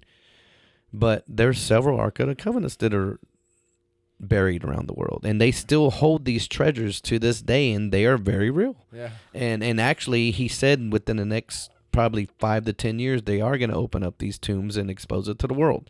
Now, if that's true or not, I don't know, but he was literally one of the highest Knights of the Templar that's in existence to this day, and he's a very old man, you know. So I don't think he'd be telling a crazy story for no reason, there has to be some truth to it, but that's also crazy, That's also like during the Knights of Templar, it's kind of when and this is just something that I've read. Maybe it's true, maybe it's not. But it's like how there's families like the Rothschilds, the Rockefellers, right? Yep. They got their money back then, but they change their name every so often, right? There's paper that I could send to you, but it has the original families, the names of them. Yep. The Collins, Colognes, right? Christopher Columbus, Cologne, like he worked for the Portuguese, and like they change their names every like generation. Or every 100 years, right? They'll go from like the Rothschild, that means little red shield, so they just changed their name to the Rothschild, and then like there was all these families that what are the DuPonts is another family, right?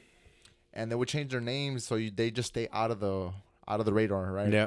The trillionaires, not billionaires, right? Yeah. These families do it, and they said that like during the Knights of Templar was kind of when the money started coming in, and that's when they started having like all the wealth, and they just from there just skyrocketing. Yeah. And it's crazy too, back to UFOs. Even Christopher Columbus recorded seeing things, strange things in the skies. Really? Yeah. Yep. That's actually I guess they found one of his manuscripts, or what do you call those things when they're sailing, and his journal. Yep, he's seen UFOs, but it's all in like the Sumerians back to the Egyptians, dude. It's been all over history. Yeah. It's in the Bible. It's in all kind of murals of the Bible. Anybody that doesn't believe that, anybody that believes that we're the only species, Nah, they're fucking idiots. Yeah, they're just arrogant and naive. And UFOs is like dude. I'm fascinated about that topic. Like I could talk about it all day, and there's a lot of stuff I can tell you off camera. A lot of stuff that I'm not going to tell you on camera, but it's fucking amazes me, and it's like one of those subjects you just want to know more and more and more, and you're never going to know more and more and more. Yeah. Unless you see it for yourself. Yeah. And it's also one of those subjects where you can tell the truth all day and all night, and people are gonna just look at you like you're fucking crazy. Yeah. Yeah.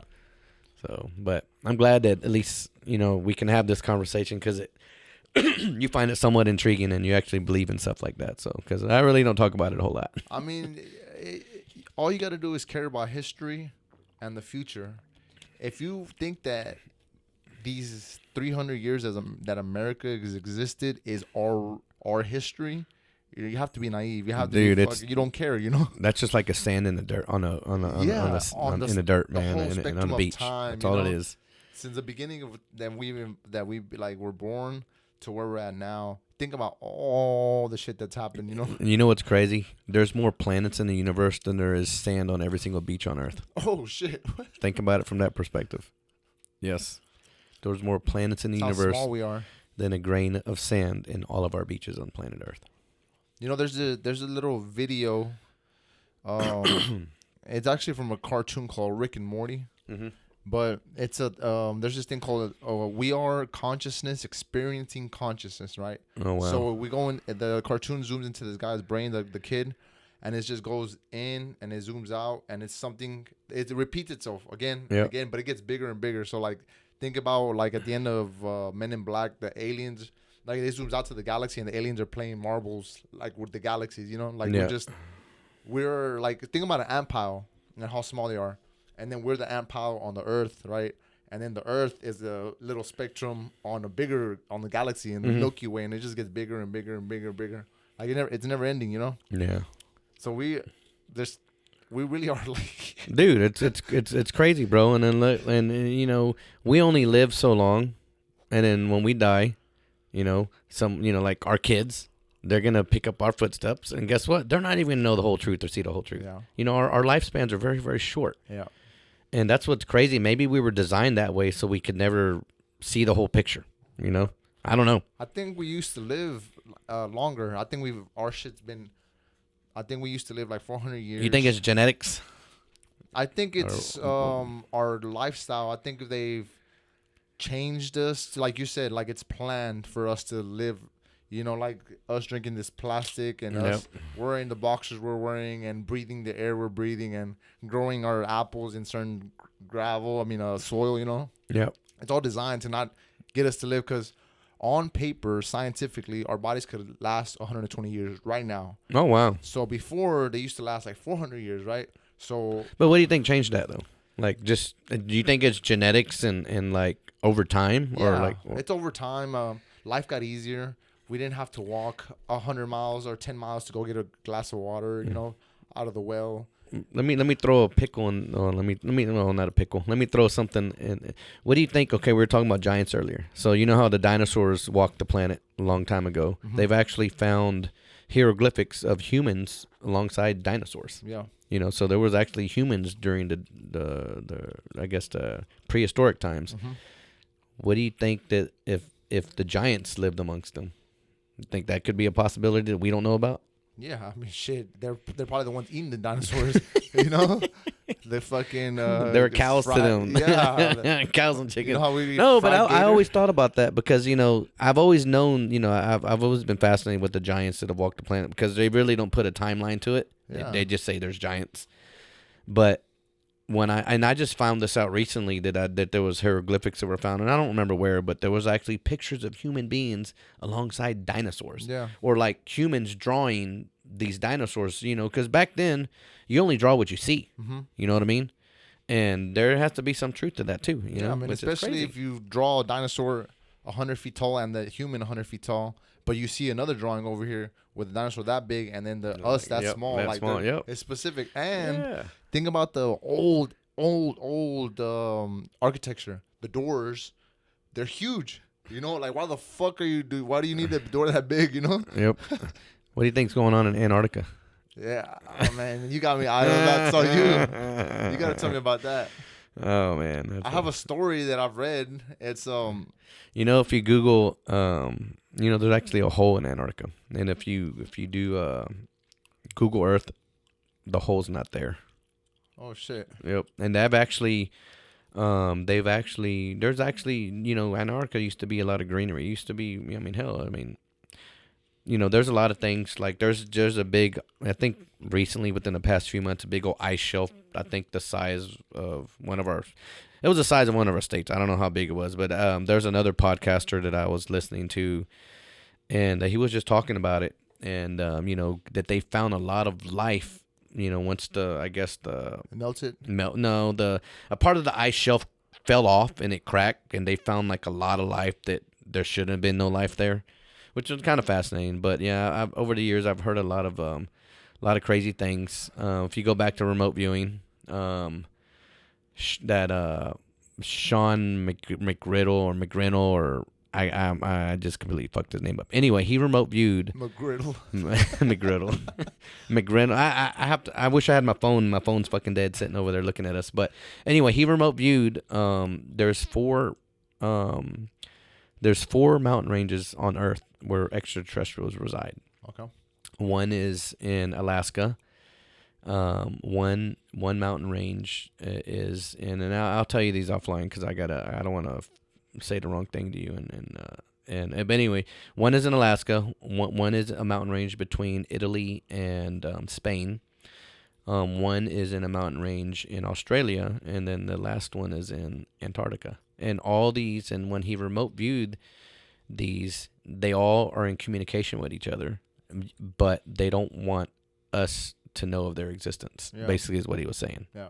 So there is, and also too, you know, there's a lot of life in our waters. Yeah, I was just about to say that. You That know? was coming to my brain. Dude, see, so we use that spidey That senses. shit is terrifying, Dude, bro. there's and that has nothing to do with remote viewing, but Yeah.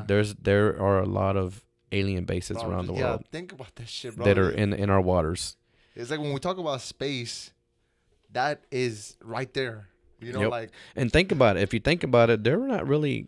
If you really, really, really think about it, they're not really extraterrestrial. yeah, They've been here all along. yeah, we're the fucking you know. You know what I mean? Like they've literally been here all along, right beside us, Yeah. watching us, and we're probably like ants to them. Yeah, for sure. You know what I mean? Yeah, we're little. You know what I mean? Parasites. That's why they don't- sucking the life out of the earth. That's why they don't intervene with us. Well, you know, I'm not gonna say they don't, because they do.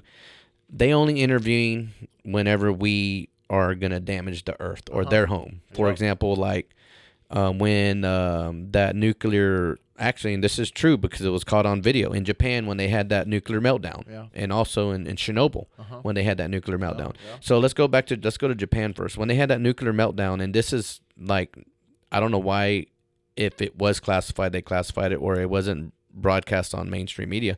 There was hundreds of UFOs flying around, like, I don't know if they were absorbing all the radiation in the air, Yeah. but it was caught on camera, and by thousands of witnesses after the nuclear meltdown in Japan, they seen all these UFOs flying all over the skies, coming out the water. Yeah. And maybe it was to prevent their radiation from getting worse than what it was. But the same thing happened in Chernobyl. Yeah. When the Chernobyl meltdown happened, they seen all these UFOs flying around. And the thing about it is too, all these UFOs that people see, they're all around nuclear sites, Yeah. either nuclear, power plants, or nuclear bases where we have nuclear weapons. Yeah. And not here, but all around the world. Yep. And that's the thing.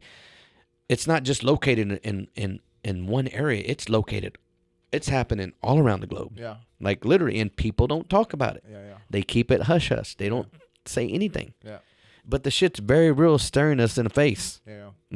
Like you were saying earlier, You know, why is it always an isolated? It's not isolated no more. They're out there. Just look what happened a few months ago all over New Jersey, all over just cities and residential areas. Yeah. Dude, and the government was saying, oh, those are just, what were they calling? Oh, those are just drones. Yeah. No, sorry, fuckers, but drones don't just sit stationary for hours and hours on time the size of freaking SUVs and cars. You know what I mean? That's like not even unheard of. And then they have witnesses seeing hundreds of drones coming from the ocean waters Yeah. off the East Coast. Yeah. Like, really? Oh, no, those are drones too. That's probably Like, where get the most fuck of them- outta here. They probably live a lot of them in the water then. Yeah, they do. I'm a firm believer in that. I don't know. I've never seen a UFO come out of the water. Have I seen it in the skies aside from that experience I had in Iraq? Yeah, I have. You know, I seen one object one time. It was actually over Houston. It was me and my buddy Felipe, and I was 21, 22. Yeah. And we were driving to some club. It was before your time. It was called Emiliano's on Wayside. We were heading that way. We were going over the 610 Ship Channel Bridge. I met the lady owner of that place. Oh, the old one on Wayside. Yeah. Anyway, so I'm looking up at the sky, dude. And I seen this big metallic object. It's just fucking weird, and it like separates into 5 things, and then it goes back into one, and it shoots straight up in the sky. And I was like, wow, like that's crazy, you know. And then So you're saying that the extraterrestrials aren't really extraterrestrial? This is their. well, I mean, home. I'm not saying. I'm just assuming. I mean, it's been recorded and it's been a part of our human history as long as we know. Did the Emerald Tablets talk about the Anunnaki or no? Not too much. I think it was more or less about. Yeah, you got to read it. I think it was more or less about Jesus's life, who Jesus was, and not just Jesus, but just about the different about the time frames, you know, during those days. Because honestly, too, there's not a lot of documentation aside from the Bible that talks about that part of history, like at all. Yeah. You know, and you know, like a lot of those documents are starting to come to light, little by little. I mean, because fuck, the Vatican has most of that shit classified, which I don't know why the Vatican has so much human history classified. It could be that. I mean, you know why? Well, I know my belief. This is the reason why I think why is because they don't want it to disrupt modern day religion. You know, because what is that's a good point. Yeah. because what has religion done? Even okay, so we're going back to the Roman times, right? Christianity really wasn't there, but the Roman Empire, they persecuted everybody that didn't believe their beliefs. Yeah. Okay, Christians and Muslims alike. It didn't matter who it was. Okay, the Roman Empire falls. So then the medieval ages, what happens? Catholicism comes up. Yeah. Okay, and the Catholics, they're fucking brutal. I don't understand why. Even like basically anybody that wasn't Christian, they fucking killed them. Yeah. Okay, so Christianity wasn't always the right side or right religion at one point in history. Why? Because we were doing the same shit that Islam people are doing now in modern day. Yeah. You know what I mean? So not history. I think religion was a way to control populations and control society. Yeah. And they still use that to this day, even in modern times. And now, in our time, you know, you got all the Islamic extremists that are doing the same shit. They're killing everybody that's not Muslim. Yeah. It's just history repeating itself, just on a different side. That's all it is. Did you mean Islamic or Israeli? No, Islam. Oh, like shit. actually Islam. You know, Isn't Muslim the part of their culture or like religion? well, no, I mean Muslims is just people, but Islam is a religion. Oh. So Islam, they have, you know, if you ever, you know, I've, you know, the Quran. I've read the Quran. Okay, and you know, their religion is actually a very peaceful religion, just like ours. Yeah. You know what I mean?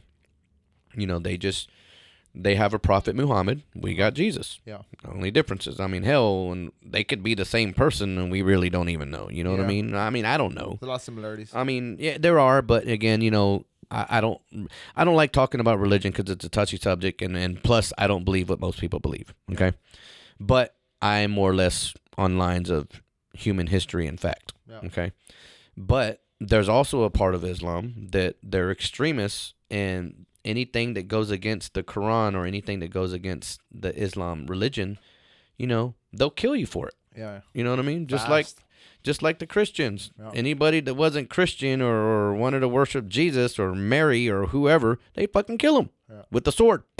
You know what I mean? And now we just shoot them with guns. Yeah. You know? But it's the same repeat of human history, just different sides. Yeah. The tides have turned. Yeah. It's not this religion now, it's this religion. Yep. You know?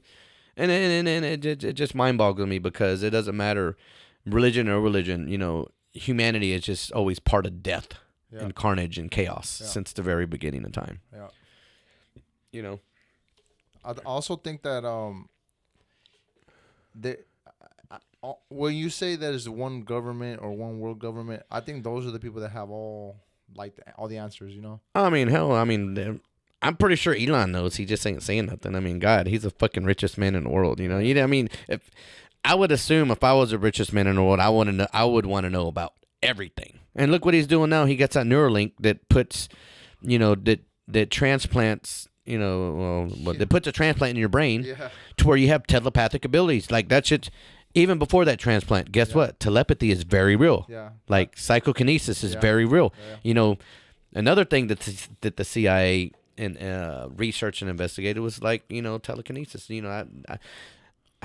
I've seen a person bend a spoon just with their mind, spoon bending. In person. Yes, and but it had nothing to do with the government or agency or anything like that. But I've seen it in real life. I've seen a person levitate. Yeah. You know what I mean? Like that shit blows your mind. Yeah. But that shit's very real. Like your mind is capable of doing a lot of things that you don't realize. You Yeah, know. for sure. You know what I That's what honestly I think that we used to be that way, like in Jesus times or whatever you want to call it before Christ. I think that we used to communicate, or before we could speak, it was telepathic, right? Yeah.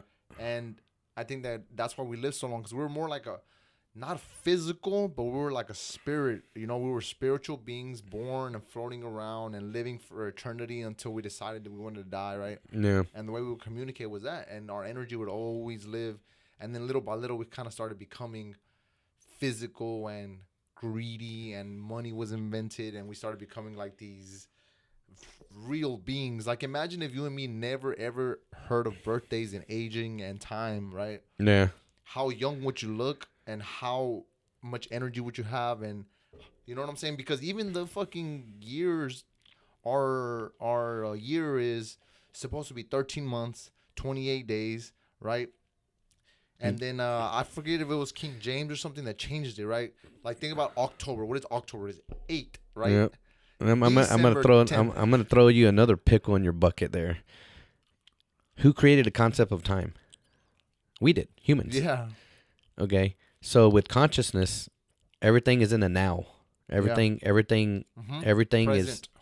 the past and the present is all the same. Mhm. We're the only ones the calendar. The Mayans invented the calendar, right? Yeah. Before that, there was no calendar. You know how just like in my military days, one of the things that we learned was basic land navigation. Yeah. What did the Indians and whoever, how did they travel? Looking at the stars, Yeah. the constellations. Mhm. That was a roadmap. Yeah. You know what I mean? And there was no concept of time back then. Yeah. It was just night and day, and just that they navigated by the stars. Yeah. That's why, like in old cultures, you see constellations. Just like in Egypt, you see constellations. That's what the pyramids are. Right? They're all aligned, and Yeah. just guess what? And this is another thing that's fucking crazy. The pyramids on Mars and the pyramids on Earth Yeah. are aligned the same exact way. Yeah, that's fucking nuts, bro. Okay, I seen two different satellite picture of Mars and a satellite picture of us, Yeah. and I think it's going towards the Orion constellation Uh-huh. or something Yeah. like that. Yeah. Orion's belt. But Yeah. they're fucking the exact same places, and that's fucking crazy. And Yeah. then there's different pyramids on the Earth. On Earth, yeah. Yeah. The Egyptian pyramids, and I don't, maybe the pyramids in Mexico. I don't Yeah. know. They're on the same. What do you call that? The I just had a brain fart. What do you call the same longitude or latitude? Oh yeah. The The coordinates. the yeah. same fucking coordinates, Yeah, dude. Yeah. But you And know, how would they know to communicate with them? Who knows? Where they couldn't even fucking travel. Like. yeah, yeah. But it's all consciousness was one and the same. Just like with space travel, it's one and the same. Eventually, we're not there yet. Probably in our lifetime, we're never going to see it. But how do you think they say that these extraterrestrial spacecraft they fly with their minds? Yeah. You know what I mean? Yeah. Through consciousness. That's how they control these craft. So basically, if you think about it, and you could literally within a blink of an eye be in one point from point A to point B within a matter of seconds. Not time, not traveling. It's just with thought. Yeah. Yeah. Yeah. It goes back to time and distance. We human beings created time. They created distance. Yeah. and these beings or other wherever they are that have more technological advanced than we are, and they use their minds. They have no concept of time. Yeah. That's how they can get anywhere in the universe within a split second. Yeah. You know, at least that's my belief. Again, you know, and it's not proven or anything like that, but at least that's my belief. And you know, it's things that I've read and that I listen to a lot of podcasts. You know, of people and scientists. You know, aerospace engineers, physicists. They're all talking about these things and a lot of believers and a lot of experiencers that have been abducted. You know, I've listened to a lot of accounts of different abductees and people that have just interacted with, I guess you can say, alien races that have given them their knowledge, and it's like it's mind blowing. You know, it's crazy. Yeah. Do you think that because there's this also this theory that I heard from it's this book called The Seventh Planet, I think. So when they say outer space, the globe, what we know as a globe is like a piece of the actual, not Earth, but like the land, right? So when you think about Antarctica, there's an ice wall. Yep. And we're wrapped around it, right? And then there's also this thing called the firmament, right? It's in the Bible, and we talk about it, and it's like a globe. So think about the ice wall and the globe, right? Mm-hmm. Now we're in one of these. Now think about there's more planet, right? Other places just like Earth, right? But there's different kind of species, different kind of humans. You know? Do you think Earth is a living entity? Yes, for sure. The planet itself is living? I and this is gonna sound fucked up and psychotic, maybe, I don't know, sociopathic, but I feel like we're a cancer to the Earth. Maybe. I feel like humans, we are like destroying it. We don't appreciate it. We're milking it. We're fire. You know, we're killing all the animals, killing all the species. But it's kind of crazy though. We feel superior to an animal next to us. You know, like we deserve the resources more than it does. Yeah, you know, honestly, if I was an alien, I'd be like, man, these fucking people are crazy. Like, they're fucking killing each other all the time. They're fighting over stupid shit. They're fucking crazy. Like, I would literally that's think when that. they intervene, though. You're right about that, though. They intervene when it's time for nuclear war. And you know what's funny? And they still don't expose themselves. I mean, they're caught on camera. I mean, and think about it. I'm pretty sure over the past 200, 300 years, they've always exposed themselves, but the things that we have now, we never had. Yeah. Now we can record at with our fingertips. Yeah. You know what I mean? We have things that we can actually have actual physical proof, and that's actually why a lot of these things have been coming out in the public now. Is because before the government could say anything and everything, and we'd fucking believe it. Yeah. Read it on a newspaper a month later. And yeah, exactly. And now you got millions, and I'm not exaggerating, millions of people witnessing this shit all over the world. The government can't hide it no more. Yeah. You know what I mean? Yeah. They're still not going to admit it, but they can't hide it, you know?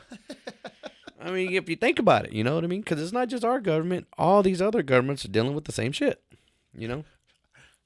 The Chinese and the Russians are probably the two most governments, aside from us, to have the most research and evidence and all that other bullshit. Yeah. Yeah. You know? I mean, Russia for sure. I mean, they were with us head to head for a while, and back in the 60s and 50s and shit with all this stuff. Yep. So, I don't know. Yeah. Maybe in a few years, I've heard, don't quote me, but 2026 and 2027 are going to be two, heard it through a grapevine, that they're going to be two unique years. Let's put it that way. So, What's your opinion? What do you think that the whole 2020 was about? honestly, I have no idea. I don't know. I can't give you an honest answer about that at all. I just don't know. Really? Nope. I'm not even gonna speculate. Like, no, I mean, I can't, you know, but just mark my words, 2026 and 2027, you know, those are going to be two unique years, and I told you so when it happens. I think that I honestly don't. I think that people still won't, open their eyes to it. They're too afraid. You know. Yeah. It's easy to like, the people that sleep the best, the dumb motherfuckers. Yeah. The people that don't learn shit and they don't get this knowledge, and it's like they don't feel fear, right?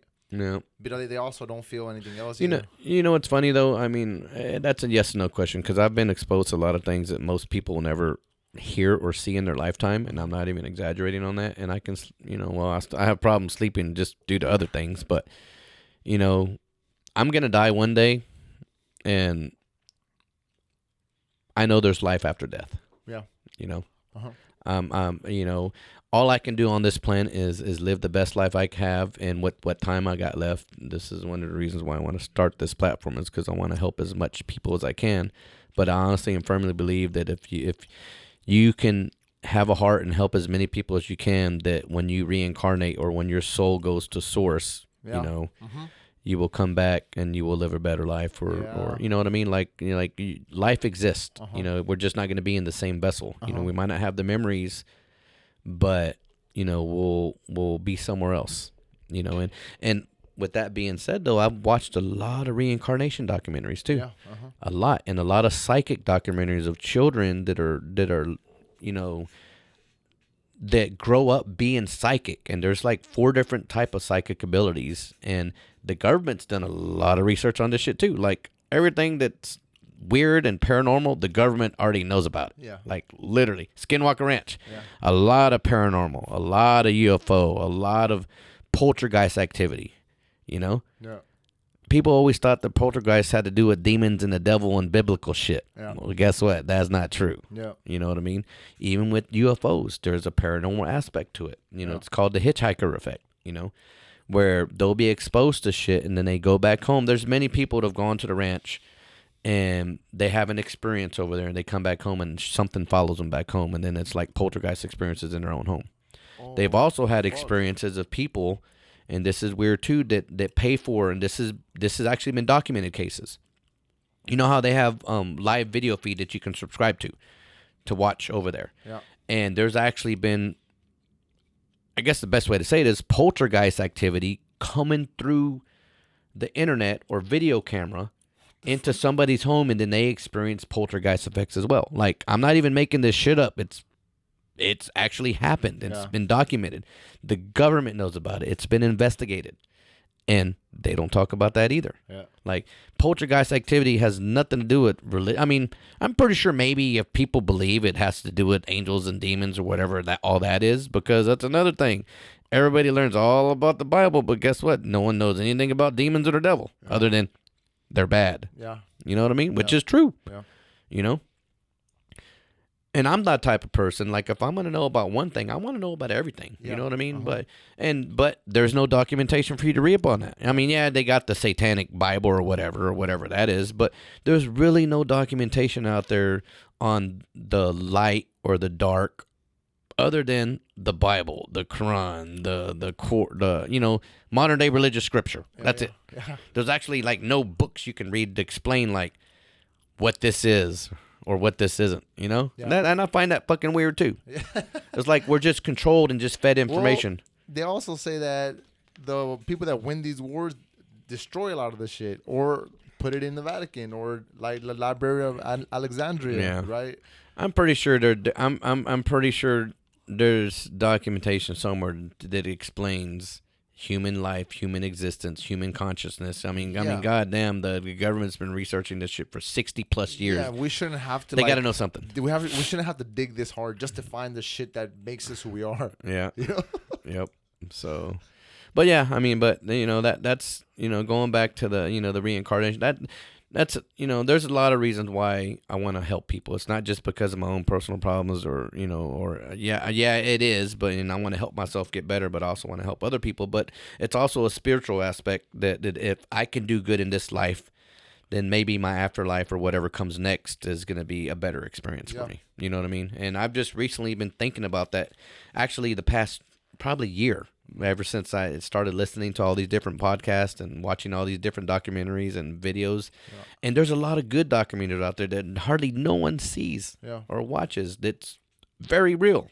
Yeah. Especially all the psychic shit and Yeah. the kids, psychic kid shit, you know, and then and the afterlife, like there's spirits living amongst us that are our own family members that haven't moved on or haven't passed on or haven't went to the source or whatever it is, you know, and that's not even explained a whole lot either. Yeah. You know what I mean? But it's very real. Yeah. You know what I mean? Yeah. You know, I've never seen a ghost. I think I've heard a ghost. Yeah. I've never seen a ghost, but I've heard. I think you know, my dad passed away in my room, and I think I heard his voice one time. My son's had experiences in my room. of the only person I can think of would be my dad trying to get his attention. My son told me one time he was little. He was on his computer playing games. A water bottle flew all the way across the room, hit the wall that he was facing while he was playing his game. Yes, a fucking empty water bottle. Yeah. He runs out of my room. I remember he was fucking white as a ghost. Runs in my room, Daddy. He's like, a water bottle just flew across my room and hit my wall. He was fucking scared as fuck. But he just stayed there. He got in bed with me for about 5-10 minutes, and he went back to his room playing games. Yeah. You know what I mean? Yeah. But I've witnessed. He's at night when he goes to sleep, his lights will turn on and off by itself, or they'll flicker. Yeah. And then he showed me recordings. He's like, Dad, this is happening. And then I've literally turned off his light. Literally, I'll wake up the next morning and his light will be on. Like, that's kind of weird. Yeah. But I've never, nothing's ever been in my room. Well, there's been a few times to where my dog's, staring at his room and starts barking. Yeah. A few times. Dogs and cats are, that's happened. Oh, man. This is embarrassing. So this actually happened to me, maybe about a week ago. This is, very recent. And I don't even know if I was dreaming or if I was asleep because, I was telling you I've been having severe insomnia, bad. These were one of them. This was morning time. I was barely falling asleep, and I don't even know if I was asleep. But a lot of times when my mom would leave, my dogs would go into my room. I have 2 little puppies. Well, not puppies, but they're small dogs. Anyway, Hershey would jump on my bed. He jumped on my bed, and he was laying on my pillow. And all of a sudden, I felt like the back of my hair started prickling, and I started getting kind of scared. Next thing I know, Hershey's just growling at something behind me. He's he's growling.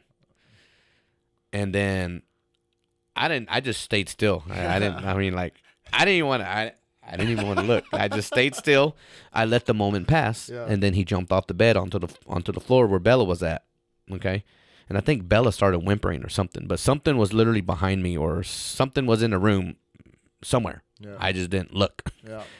And then I don't know if I woke up or if I was already awake. It was weird, but that just happened to me a week ago. And I was like, it's never happened before. Have you ever experienced sleep paralysis? Yes. That shit is. And I've actually levitated before, too. Oh, shit. So I remember I was probably 7 years old. And I remember waking up, and I was probably this far from my ceiling. And the funny thing is I could just move my neck. Sleep paralysis, I'll tell you that story, too, because that happened to me once. And it was completely different from this experience. And I couldn't move my body.